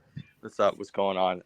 It's funny that you guys just brought all that up about firing the head coach, because I'm thinking maybe I'm emotional, but I'm thinking if they lose this Sunday, like, he's gone. That rule's got to go. 2-14 in the last 16 games. He's got to go. Since we started 3-0, everything's just been going in the shitter. And, like, Tepper needs to do what he's known to. Like, Tepper needs to do what he's got on his desk, those big balls that he talked about in All or Nothing. Like, he needs to come out and say, like, I made a mistake. We need to get a new head coach in there. And, I mean, that's why we got these guys like Ben McAdoo, Steve Wilkes. Like, those guys could step in interim for the rest of the season. They could be a head coach, come in there, finish out the year. And then we got a clean slate. Like, no Phil Snow, no Matt Rule, no Darnold, no Baker. Like, we're just going to start all over. And, I mean, I that's my 2 cents. Bro, to go off what Alex said, like, how many years did it take us in the Cam Newton era to start rolling? It took us 3 years. Like, you know when you have something. Like, we have not seen anything from this regime to show that they are the future at all. Shit, like, he won 7 his first year, right? I mean, bro, no, yeah. So Cam won 6 his first year, then he won 7, and then he jumped to 12-4 because we had a defense. Yeah. And now, when you look at our team, it's just like, bro, you see play like.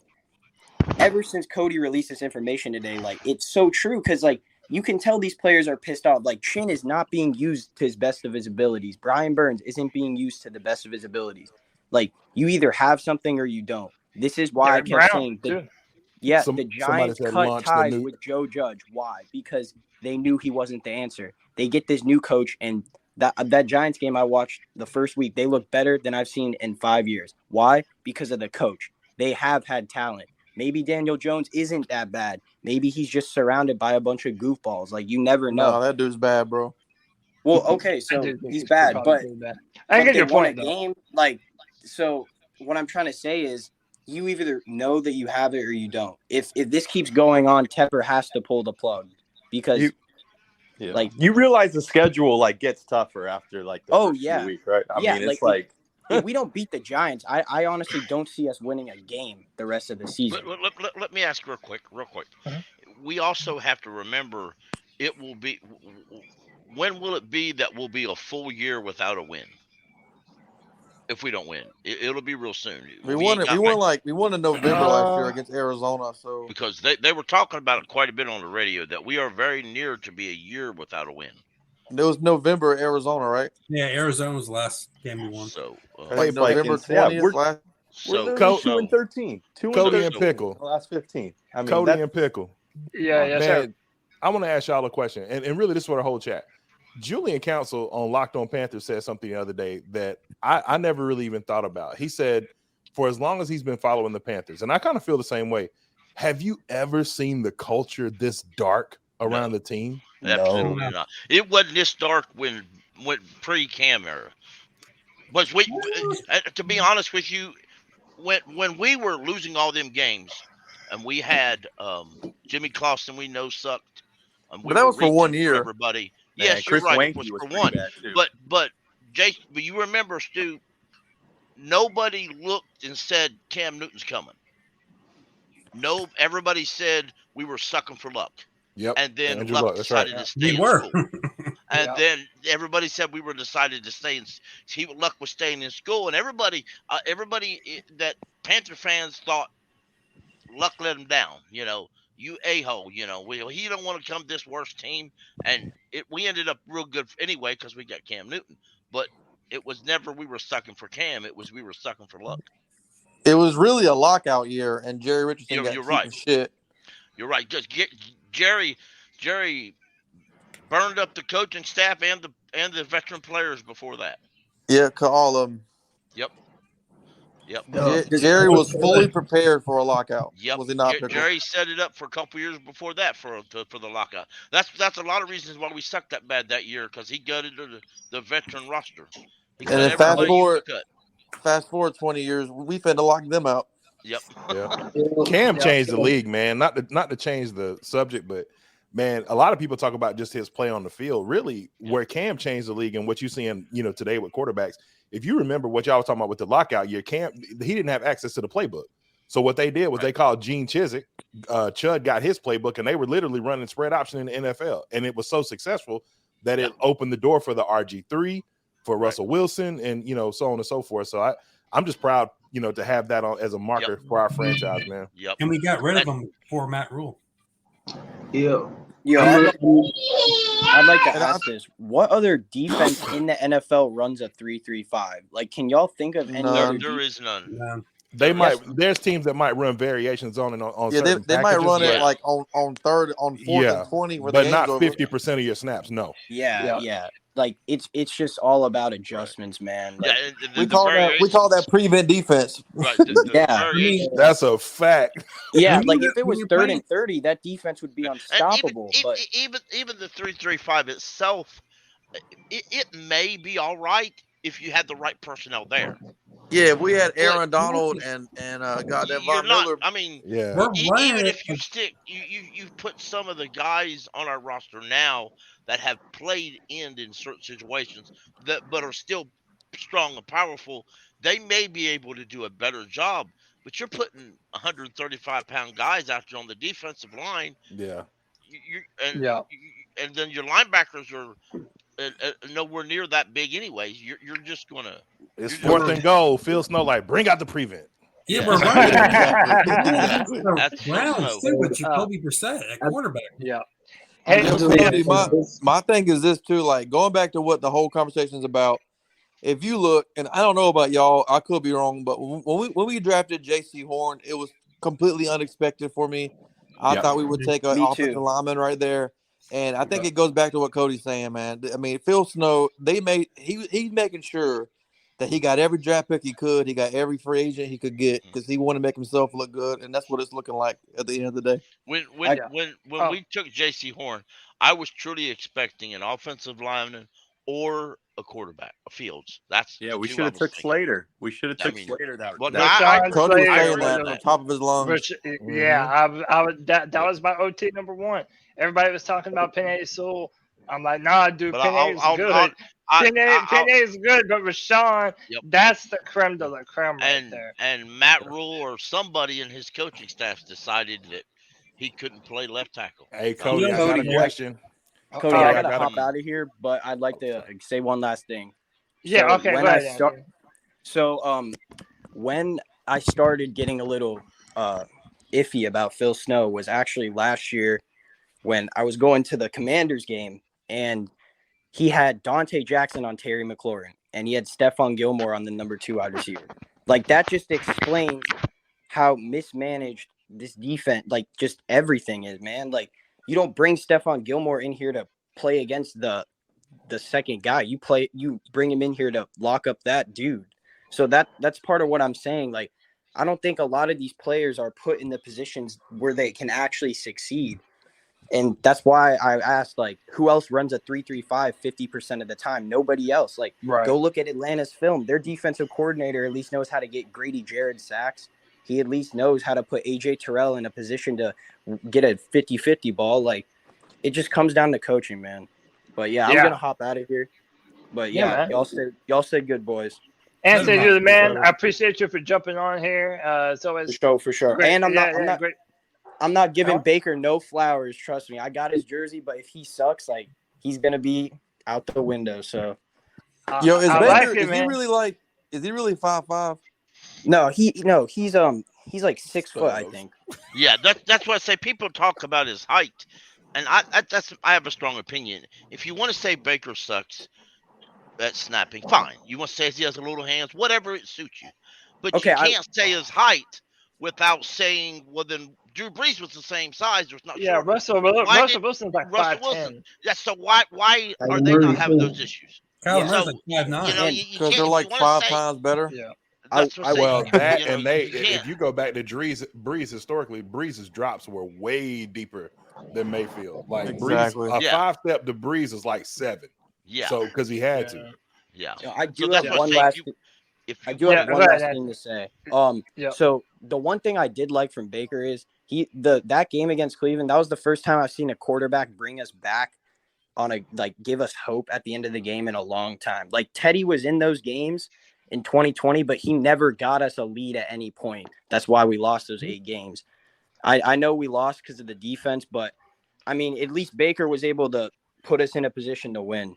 Like I haven't seen that since Cam Newton. So I mean, maybe we have something. Maybe I'm tweaking, or I don't know, man. We'll just have to take it week by week, I guess. Exactly. I think the jury's still out. The jury's still out. I agree. But Anthony, I definitely appreciate you being on the show, brother. You know you're For sure. always welcome to come and hang out with us, man. Anthony, you probably are tweaking. But dude, Anthony, you're the man. I will see you next time, brother. All right, let me well, JD, hold on. Before you go, I've been telling 2 people I'm about to add them back to the stream forever. First, let's welcome back Nick.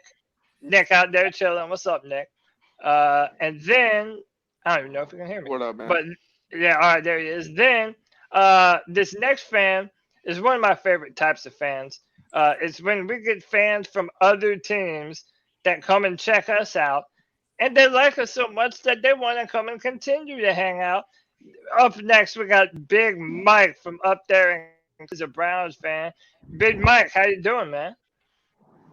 Hey guys, doing really good. Checking YouTube out. Perfect.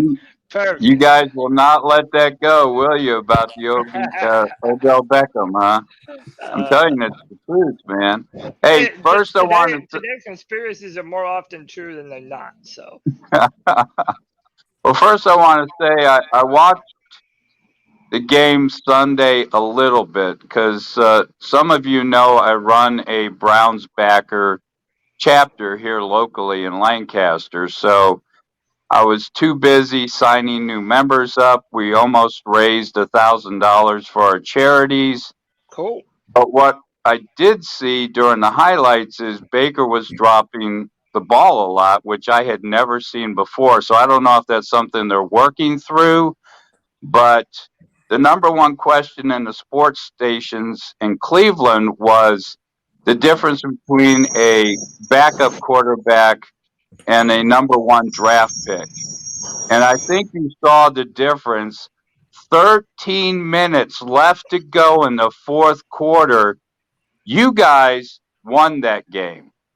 I cannot, as a Browns fan, say comfortably that we won that game. I mean, come on. Roughing the passer when our own player gets knocked into the quarterback, and then the intentional grounding because we had a receiver in motion that should have been called. But I mean, it's kind of like bragging to your friends that you scored with the hottest girl in the bar right after you roofied her. You know. I mean, yeah. Now, Mike, There's not I a lot like of that. credit to take. I That's like that illegal. conspiracy theory is better than the one you did last week. No wonder I got a you question like the for you Browns though. so much. I got a question. The is batted balls a thing with Baker? Is that something we're gonna see? Did you see that all last year, or did you watch, or do you know? I think the Browns. I think you got some familiarity between the Browns and Baker, and vice versa. The batted balls was never really an issue. So I think that's what they were looking for. I mean, you had immense pressure from the corners, right? So what did the coach have him drop back 2 and then try to throw? I mean, that's I the have most no idea what the coach is trying to have him do. To be honest with you. Yeah, Well, it seems like that's it. Like there wasn't. They're trying to get the ball out of his hand fast, but our coach continues to double down that, especially under our new offensive coordinator, Ben McAdoo, they want this to be a throwing offense. He verbatim said that the teams in the modern NFL, they have to be able to throw the football effectively if they have any shot of making the Super Bowl. And to that end, I agree with him. But I just don't think that this team is built properly to be a pass-first football team, to a run-first football team. Well, you got to admit that this is Baker's 5th offensive playbook, right? So he's still getting used to it. He's only been there in training camp for a month and a half. The first 4 games, 3 to 4 games for any team is still going to be a learning process. So, but I think what you saw in the fourth quarter, what Baker's capable of, giving you the deep ball, spreading out the defense, and finding those opportunities, I think that's only going to get better and better and better as the season goes. I still believe, not Shannon Sharp, the other bozo on that show, Skip Bayless. I still think his prediction of you guys going to the wild card game, or even better, is going to be a good bet. Like I said, I bought a ticket for you guys to win the Super Bowl. So, nice. I remember Are you trolling us, bro? No, you're trolling us, my dog. I think He's putting the jinx on us. I am not a fake Browns fan. We only need 45 more members here in Ohio, and I will have the largest Browns backer chapter in Ohio, and that includes Cleveland. Flex on them. That's right. I could tell you all about the Browns. You want me to talk about Paul Brown? I could fill a half an hour up with Paul Brown. That'll have to be for another show. Yeah, like never on this podcast. Showing love don't make you a fake fan, bro. Yeah. And look, shout out to Big Mike, because Mike has come on a number of different times now and he's had nothing but great things to say about Baker. I don't question your Brown fandom. I like that fans can come on here and keep it real with us about the players and about both of the teams. So, and I certainly appreciate your opinion and appreciate what you have to say. So we'll go to Pickle, and then we're gonna get into some prize picks, y'all. Mike. Well, hey guys, I gotta step out of here. I appreciate you allowing me to spend some time with you. I'll be watching our game and your game this Sunday. So, hell yeah! Good luck to you guys. Heck yeah. Big Mike, we appreciate you, man. Good luck in getting those 40 members, being the biggest chapter up there in Ohio. And, you can do it. Oh, hey, real quick, what do you think about the elf in the middle of the field?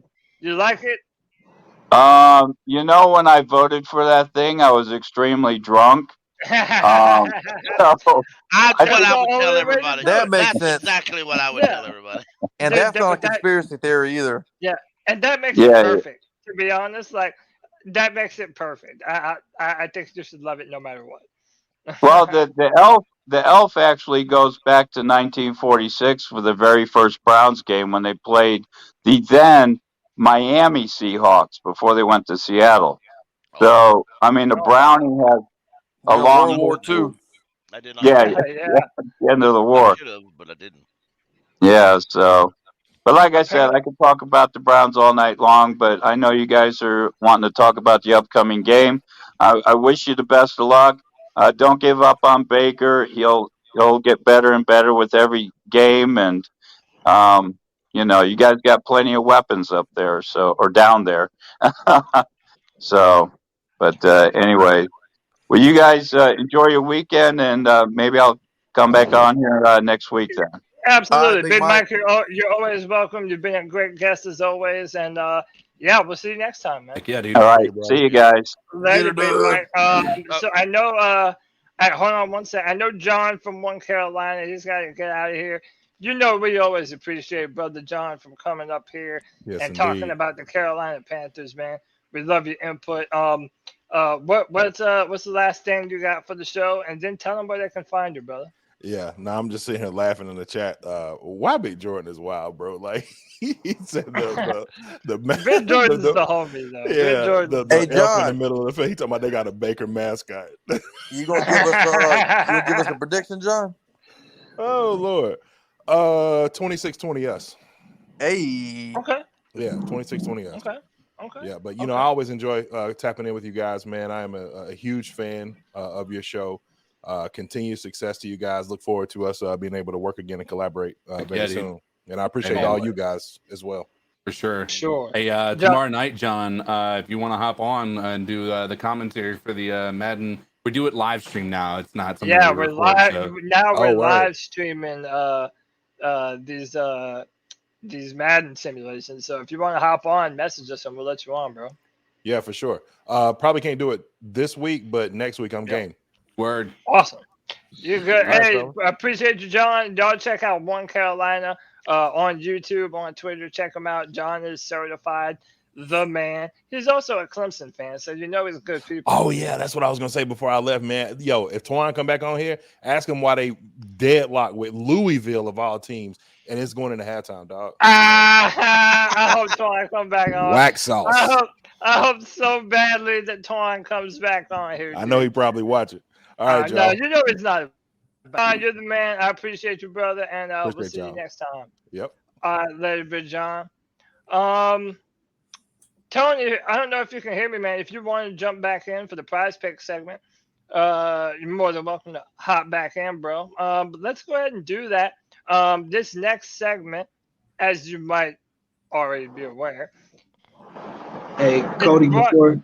Yeah, go ahead, Jay. You said that, and I'm about to hop off too. So I'm about to hop off too. I'm gonna continue to listen to the chat, but I got some stuff I'm gonna go take care of. Hey, do your thing, brother. Always happy to have you on the show. Tell them where they can find you, bro. Yeah, man. Just before I hop off, I just want to say I went back, watched all 22 of the game. Besides the miscues on Baker's part, when I say that this offense could become something that they can go nuclear, there were 4 plays where Baker didn't have enough time in the pocket, and if he had, 2 of those plays would have been the shy for 50+ touchdowns. One of them would have been to DJ, and DJ could have possibly got to the sideline and took it in. Those are 3 plays that would have resulted in like 21 points. I can't remember what the 4th one was. So going into this week, I genuinely expect like the Giants secondary suspect. I know a lot of us want to see us run the ball, but I think this could be the game in which you want to lean a little bit more on Baker's arm. So all that being said, it's week 1. For as bad as we played, we should have won that game if not for the referees interjecting themselves into it. So I think we're gonna be good, man. We gonna get the dub this week, go 1-1. Last thing I want to say is I don't feel that good about South Carolina being 2-1 after this week because of who we play. So I'm gonna need y'all to pray for us. Hey, JD. Yeah. I mean, maybe, what's your score prediction? I'm not even gonna give a score prediction. Like I always go with what I want to see, and if I said it, people will be like, "Bro, you tripping." But do the Panthers cover? They're 1.5 point dog. Yeah, they win convincingly. I'll say that we're gonna win convincingly. All right, I like that. Hey man, that's been JD from the beautiful Isles of Hawaii. JD, I appreciate you, bro. Enjoy the rest of the podcast in its audio form, man. Yeah. But yeah, that was JD. Let me make sure I got this. Let me throw something out real quick while you're doing that, Cody. Then we're gonna do PrizePicks. Yeah, just wanted to let it up because we haven't talked about it. Shai Smith is right now is going to enter the rest of this year as our leading kick and punt returner, but he's also has a groin injury, and he has had a history of that, and he didn't practice at all today. But Matt Rule said today that if he can't go, DJ Moore is going to be our kick returner, and Chuba Hubbard is going to be our punt returner. What a dumbass Robbie coach. Anderson would be a better option to put back there. If you're going to put starter should be doing kick returns, bro. I agree, but What that's about exactly Zylstra? what he said. What about the guy we just traded for? Right. That's what I'm wondering too. Like, what's the point of like us getting on, him? Chanel? If that's not, yeah. Oh no, the guy that, or are you talking about Chenault, or are you talking about the one that we picked up from the Bears? Oh, no, he's hurt. He's Yeah, not. Rogers hurt. He's not built for that. He's a slower wide receiver. He's more. He's closer to a tight end than a wide receiver. Yeah. Yep. But hold that thought. Let's go ahead and jump into this. This next segment, in case you didn't already know, is brought to you by our partner at PrizePicks. We have been using PrizePicks to break down the game. And man, people are messaging us and telling us the money that they've won. It's an awesome opportunity, and we're going to use it to break down this game. All first-time users that deposit and use our C3 promo code will receive a 100 instant deposit match of up to $100. So if you deposit 100, PrizePicks will give you 100. If you deposit 50, PrizePicks will give you 50. So go to PrizePicks, use the promo code C3, and make some money, man. Tell them that C3 sent you, and we're going to use them right now to go through this game. We're going to look at some of the entries, and you guys are going to tell me basically what the good picks are. We'll look at the Giants, we'll look at the Panthers, and we'll see what we got going here. I got robbed on Thursday night, boys. I said the CK got robbed hardcore, dude. All right. I needed Eckler to be under 18 points, fantasy points. He got 18.2. Otherwise, and it was because of a single catch at the end of the game for no gain. Like, it literally had no gain, but because it's a points per reception, he went over 18, and I lost $75. You got screwed, CK. I had Herbert over 303 yards, and then I had Patrick Mahomes under 330, and Eckler under 18. And I was looking like a fucking genius all the way up until that last drive of Herbert and them. And like, even then I was like, oh my God, because he barely just hit it. It was ridiculous. Anyway. No, hey, yeah, these PrizePicks, I mean, you have the urge to want to go for it all, but remember, they do have the 3 out of the 4 option. So that way, if you do not hit on all your picks, you can still get 3 out of the 4, still win some money in the process. Yeah, that's Cody. That's called the flex play, right? And you can, you know, you might not win as big when you have the flex play, but it's a safer kind of combination of entries. But one of the cool things is that about PrizePicks is they do like some bonus stuff. Like today, I got an email from them, Flex Friday Flex Boost. If you made a pick between 3 and 6 today, if you made an entry for your flex pays, they moved it from a 10-time payout to a 15-time payout for 5 out of 5. 3 out of 3, if you get 3 out of 3, you get 2. Like, it was like a bonus time to make picks. So I got in there and made some picks today on the account, hoping to make up some ground from last week in the Christian McCaffrey debacle. Yeah, I told y'all to hit the touchdown. I told y'all to do it. Y'all didn't listen to me. Yeah, I should have taken the interception on Baker Mayfield because I had gotten that. I told you that too. And hey, that might be another good one for this game as well. All things depending. But let's take a look at these. Right now, they got Christian McCaffrey at 60.5 rushing yards. I don't know. I kind of feel like, regardless of what they say about our offense, after what happened last week, how do you not feed Christian McCaffrey the football? To me, that seems like a good option for more.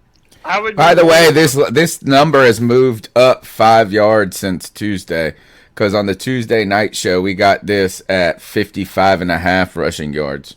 They're also saying that Azeez Ojulari, the defensive end for the Giants, is questionable, and we still have no word on Kayvon Thibodeau. There was rumors that Kayvon Thibodeau, that their first-round draft pick, might make his NFL debut against the Panthers. Doubtful though, right? Yeah, but I've been hearing doubtful. But I've heard a lot of different things, J Stubbs. I've heard some people saying that even in spite of reports, he is trying to play. Now, whether or not he does, I don't know. But he is indeed listed as doubtful right now. So it doesn't surprise me if Christian McCaffrey's numbers are going up. I think if the edges are going to be weak for them, they might want to use Christian's agility on the outside and get him rushing the football. Take the touchdown for sure. Which one? Is there any Christian McCaffrey touchdown? Yeah, so you can scroll back up.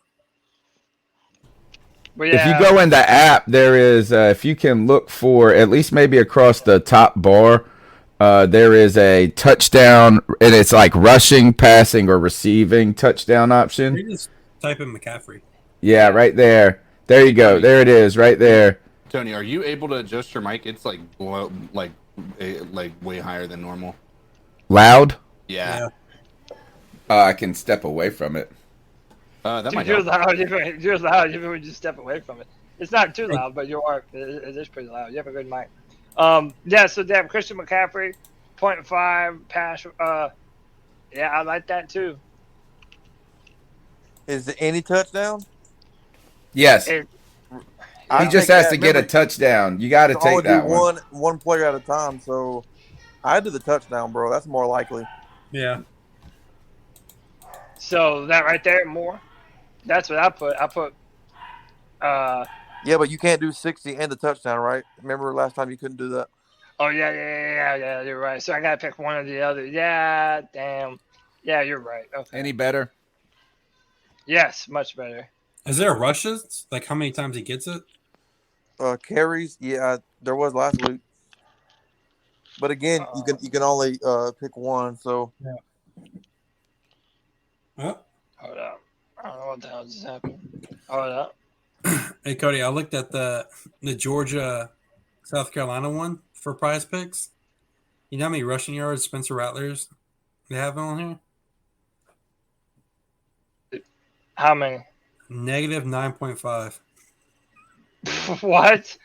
Yeah. It is negative 9.5 rushing yards? Yeah. Dude, that's insane. All right, hold on. Let me bring this back up. I don't know why it logged me out.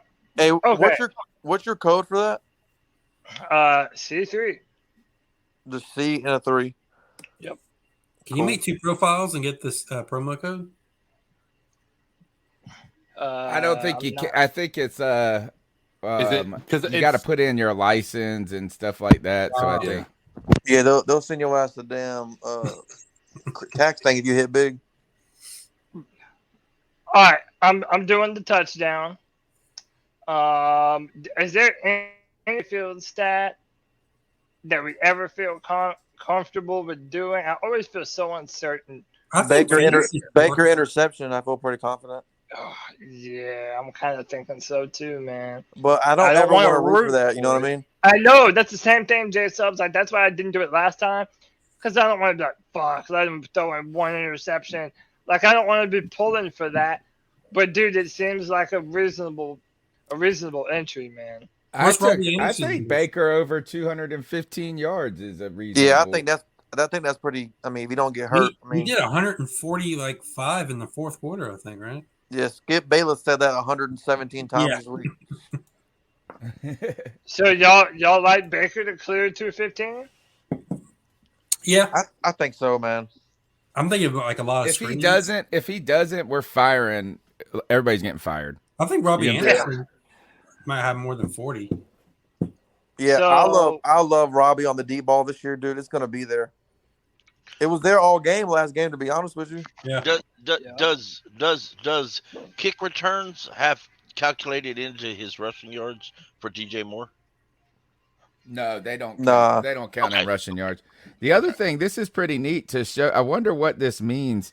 First of all, the people are using the C3 code. I think that's one thing. But Robbie Anderson as well, his number was 36.5 receiving yards on Tuesday. That's what I got it up. And it's gone up to 39.5. Not much, but I wonder if we're moving the line.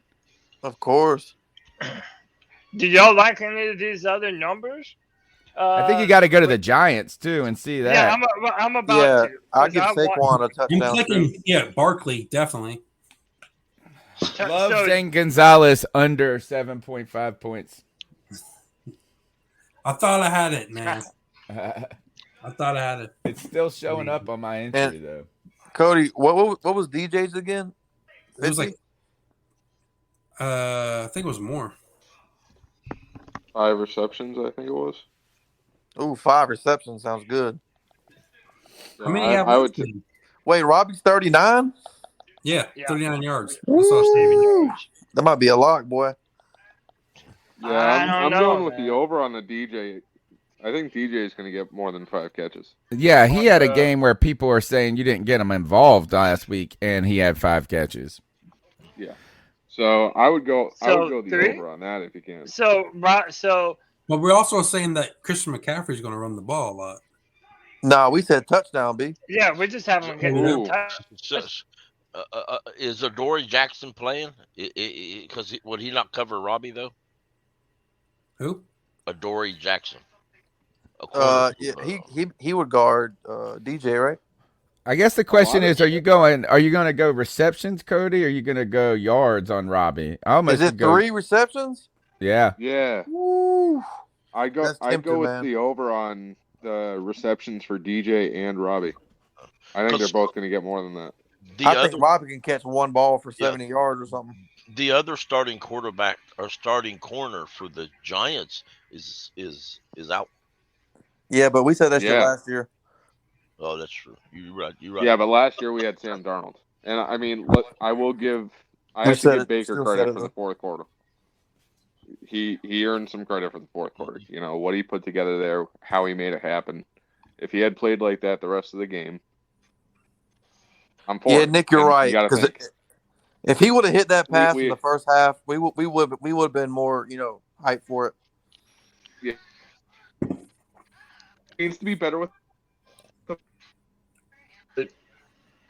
All right, we're looking at the Giants here. We got Saquon right rushing. Hey, Nick, you're breaking up pretty bad, brother. You me? But the Giants have 3 corners out of this game. Damn.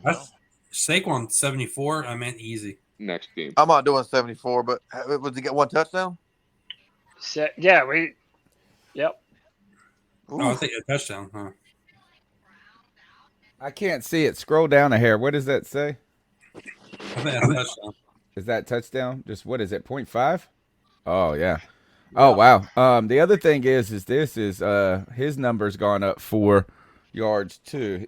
We got him on Tuesday for 70.5 rushing yards.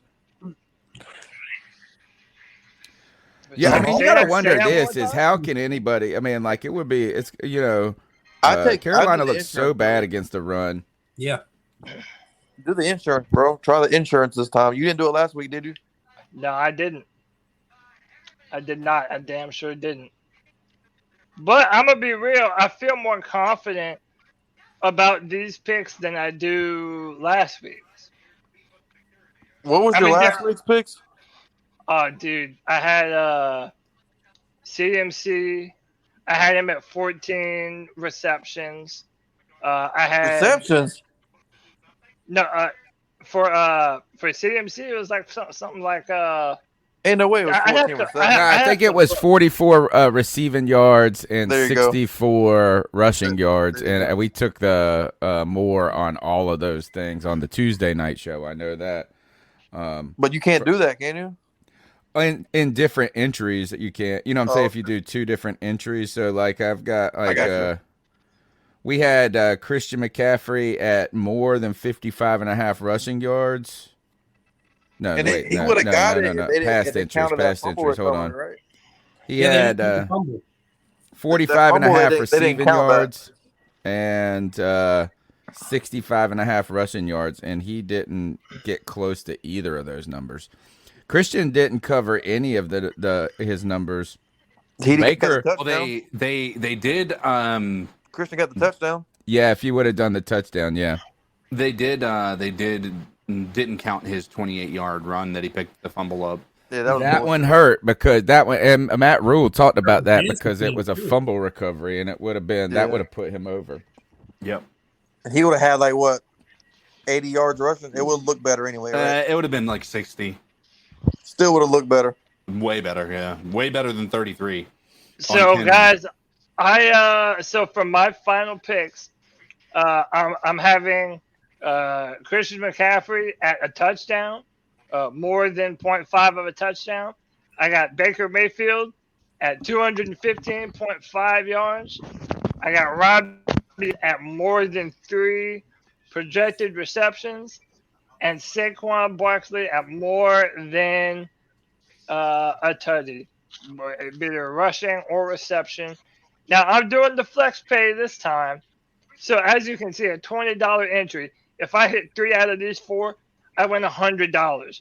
Dude, if I was feeling real big balls, I could do all 4 of those, and a $20 entry gets me $200.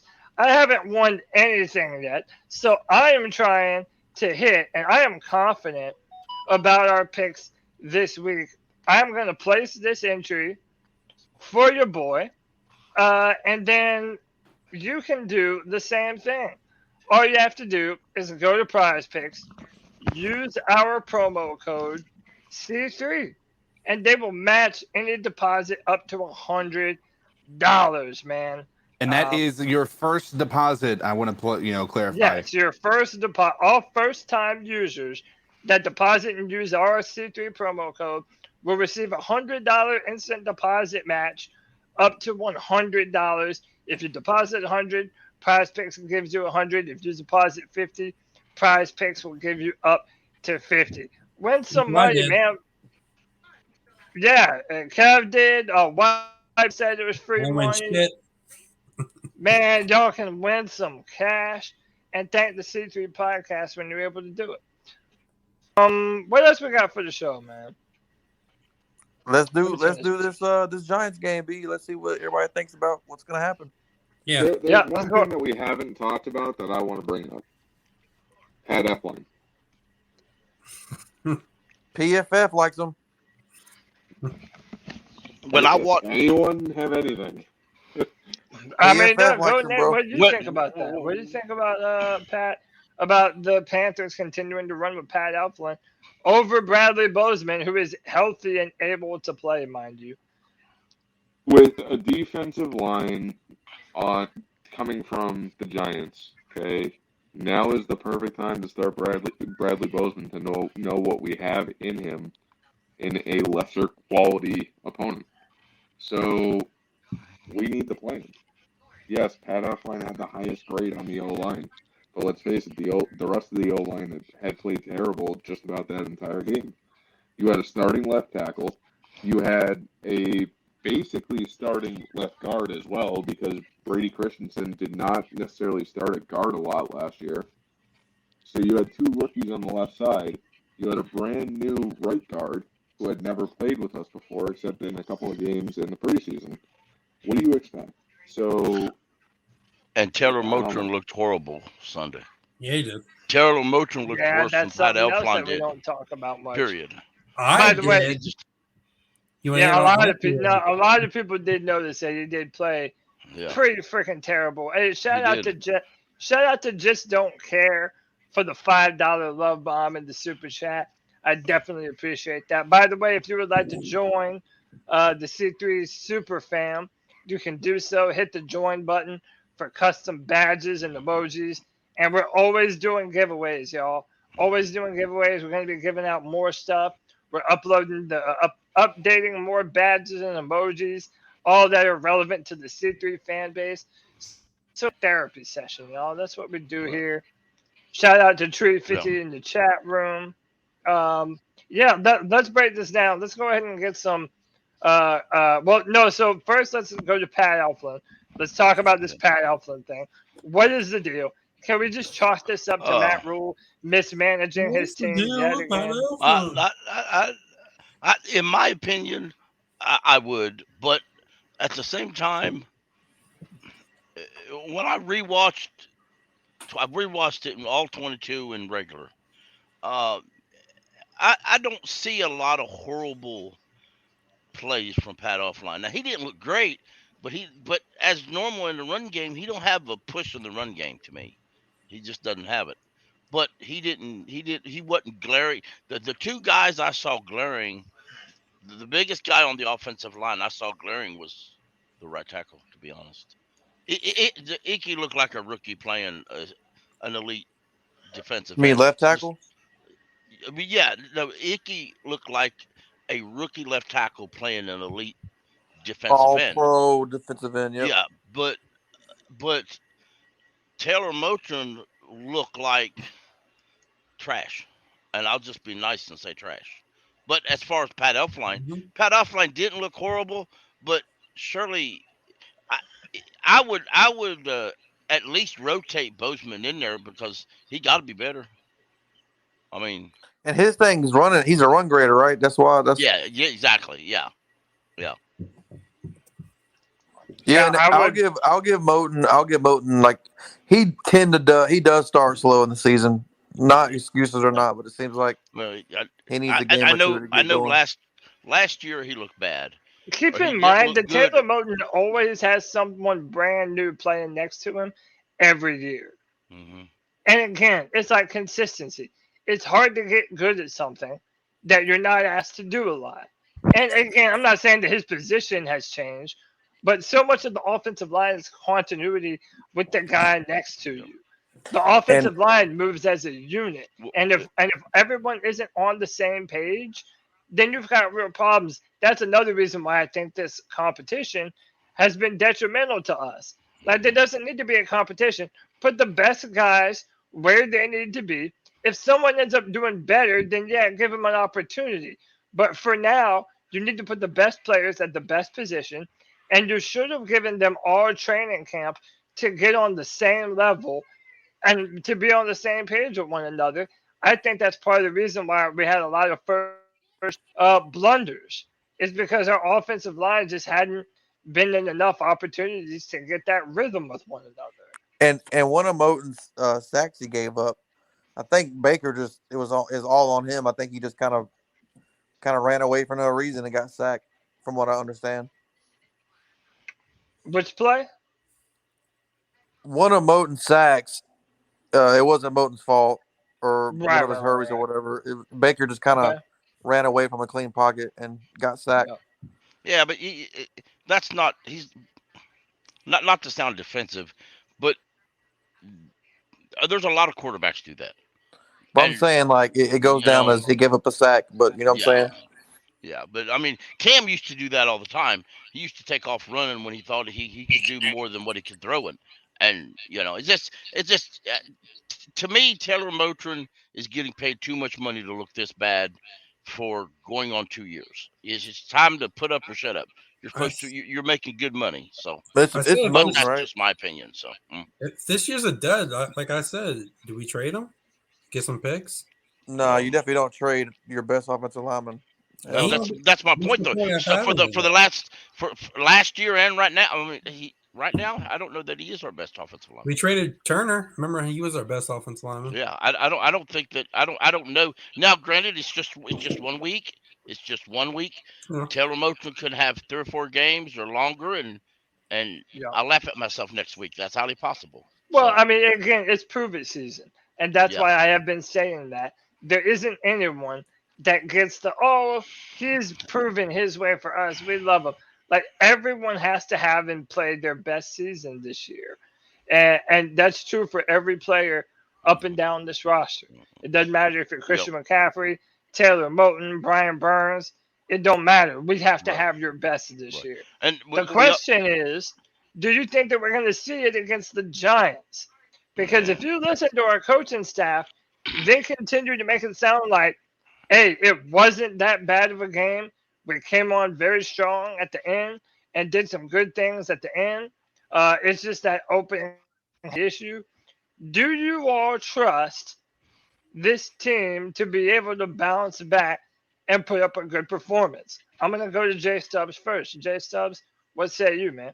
And then go ahead and give me – so do this. Tell me your assessment of the game. Give me a breakout player and a score prediction. All right. My answer for the first question is until I see us, which is probably not going to happen. I hate to say it.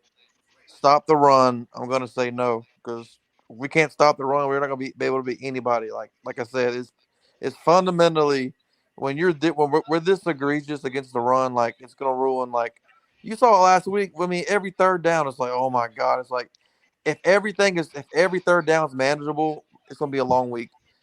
And then my breakout player, I don't know, man. Let's go with, you know what? Fuck it. Akim Ekwonu, breakout player this week. And I got the Panthers winning 27-17. Giants scored that last touchdown late, and it makes it look closer than it was. All right, 27-17. Icky breakout player. Yeah, man. Like, I think it, especially seeing how we performed early last game in the opening half. I would think that you're going to want to use your offensive line to try and be physical and run with Christian McCaffrey. Like Matt Rule admitted it in the press conference. He's like, yeah, we probably should have ran a little more. Like he even said that out of his mouth. So I like Akim Ekwonu as a pick to be a breakout player. Nick, you still there? I am. Yeah, and by the way, just going forward, you don't have to. So if I say a breakout player or like a player that's going to have a great performance, you don't have to if you don't want to. Just putting that out for clarification's sake. But go ahead, Nick. Give me your overall assumption of the game.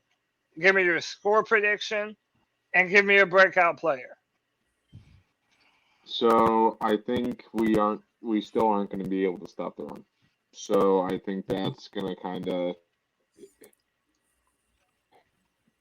it's going to hurt us in the long run. But if Baker can play like he did in the second half, I'm thinking it's going to be something like 33-21 maybe. I don't. But the problem is I don't have much faith in the defense stopping the run. So I could definitely see us losing this game, which kind of sucks. Did you say the score prediction again? I'm thinking 30-22 with us winning, but I could very easily see us losing the game because we can't stop the run. Like I'm not gonna lie, dude. Last week I was on here and I called us winning. But I was like, man, I don't know. It just didn't sit right with me last week. You know, we didn't change enough in our front seven to be able to stop the run. And when we lose one of our best edge rushers, yes, he couldn't stop the run either. But what else do you expect to happen? I agree. 1000%. I agree. Yeah, it'd be. Dude, seeing what this team does, I mean, this is a big bounce back week. It's going to let us know that if this team has it within them to be able to course correct the things that they've done. White chocolate, talk to me, man. Us to win, Give man. me yeah, I know, I do too, Nick. I'm to me, it's a matter of stopping Saquon. If the Panthers can shut down, if the Panthers can shut down Saquon Barkley, we're gonna win the football game. If we can't, oh dude, it's gonna be a long fucking afternoon, boys. If we can't. You gotta quote the great John Fox. It is what it is. It is what it is. And it is what it is. I mean, no truer words were ever spoken, to be honest with you. White chocolate, give me your assessment of this game, your breakout player, and what's the final score? Well, last week I had Robbie Anderson going big, so I got that, but that's about it. Nice. But I think the score is going to be 28-14 Giants. I think Barkley's going to run all over us. Damn. It's going to help Danny so much. I don't think we're going to have enough time on offense to do anything, just like last week. Breakout player. Boy said Saquon breakout player. Yeah, pretty much. Yeah. Okay. Hey, yeah, I appreciate that honesty. And I mean, hey, I'm like to agree with you. I'll make my pick here at the end. But I also made my pick on the Tuesday show, but I'll elaborate a little bit more. Then my man Codizzle, the voice that makes them moist, CK. Before you start fragging out, my man, what's your score prediction? You have a breakout player, and just give me an assessment of the game overall. Yeah, so my prediction on Tuesday was that the Panthers 21-20 thanks to a missed field goal by Graham Gano. And here's the break.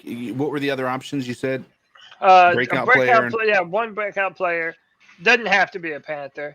And yeah, and just your overall assessment of this matchup. I think a breakout player. See, I don't want to use anybody who is too obvious here. I think a breakout player is going to be Jeremy Chin. I think he was largely silent in the game last week. I think that they're going to shore up a bunch of stuff, and the stars are going to be stars on this defense. So we're going to see what they're able to do at this point. So I would say Jeremy Chin comes in here and does some Jeremy Chin type stuff. I love it. I love it, man. Jeremy Chin, kind of unhappy with how he has been used in this defense. If you believe the source that we were able to talk about a little bit earlier. And for those of you who did miss it, rewind this show after we're done. Check that out. We unloaded some big news about some real rifts in the Panthers organization between some players and some coaches, and who's in control of this thing. And I'll go on my Twitter and put a lot of my cliff notes on Twitter so that way I can recap kind of what was said today. But yeah, Cody, man, I like that. You just wheeled yourself right into the Panthers organization and dropped a giant pipe bomb. Yeah, man, I guess I put my balls on the table. You let your nuts hang. Yeah, I let them hang. But you know what? I don't want to say because I wouldn't be able to do this without my C3 family, man. Without everybody coming on here, hanging out, being a part of this. I appreciate you guys for doing it, man. Panther Pickle, you are my guy. Wouldn't be able to do it without you two as well, man. I'm going to come to you, saving you for last. Think about this game. Tell me your breakout player and your final score. My breakout player, I think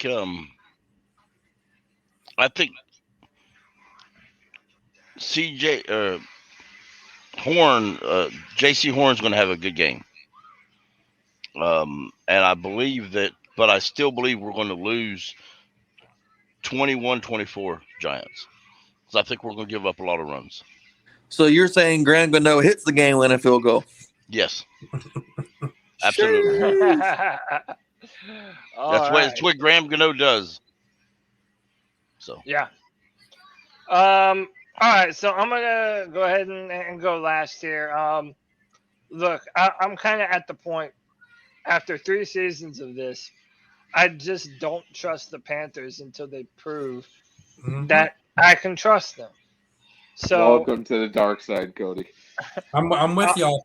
I'm not picking them until they win. Yeah, I'm saying 24-17. I think the Giants are coming out on top. And personally, I got 2 breakout players. I think it's going to be Andrew Thomas and Evan Neal of the Giants.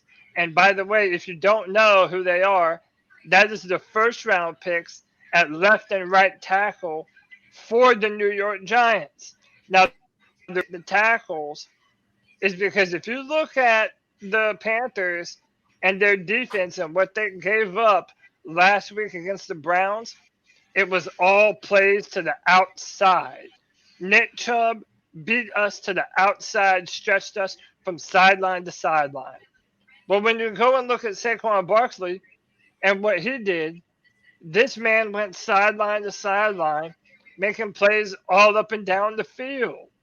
So at this point, I'm looking at a player who is built to attack us in the area where we are quite literally the weakest on our team. And he's faster than Chubb. Oh, and a lot faster. I mean, he ran like a 4.37 or something. Like the dude has freak of nature type speed. He's like McCaffrey. So that prevent defense ain't gonna work, is it? No, we ain't preventing nothing with the prevent defense. And by the way, the prevent defense is to prevent Panthers from winning. Mm-hmm. And by the way, I'll just tell y'all this too. There was information that I also could have said tonight, but chose not to because it implies players are doing something that the NFLPA essentially says that they're not supposed to be doing. But no, it's nothing to do with putting money on the Giants. It's petty things. It's petty things that we all know about. Yeah, and it's something that you could probably figure out. But once again, I'm not trying to get people in trouble. That's why I didn't want to mention the name of the player that we have heard this from, or the name of the coach that player is getting the news and the information from. So, hey man, take it for what it's worth. I appreciate each and every one of you for being on here. I'm about to go and put some of the cliff notes on my Twitter. So if you would like a recap of everything that was said today, you're more than welcome to check me out on Twitter at Cody Lack. Right there. It's right by my face. And that's it, boys. I'm probably about to go on Geeks Chasing Squirrels to talk a little bit of House of the Dragon, baby. My favorite fucking show, dude. Need that hot D in me. Dude, need that fucking hot D. You might have got some hot D in the last episode. Oh, yeah, right in there, dude. Some really hot D. That brothel D, you know what I'm saying? Some of that Uncle D, you know what I'm saying? Yeah, that D that couldn't get hard, you know what I'm saying? Yeah. I still haven't seen any of it yet. Okay. All right. Hey, so bro, no that's your problem. That's true. I'm on the internet.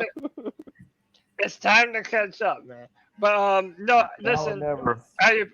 I appreciate every single one of you for being a part of the C3 Panthers podcast.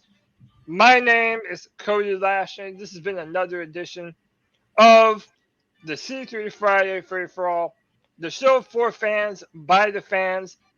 Until Sunday, when we'll be doing our post-game show after the Giants game. Come hang out with the C3 Panthers podcast. Until then, keep pounding. Keep pounding. Mm.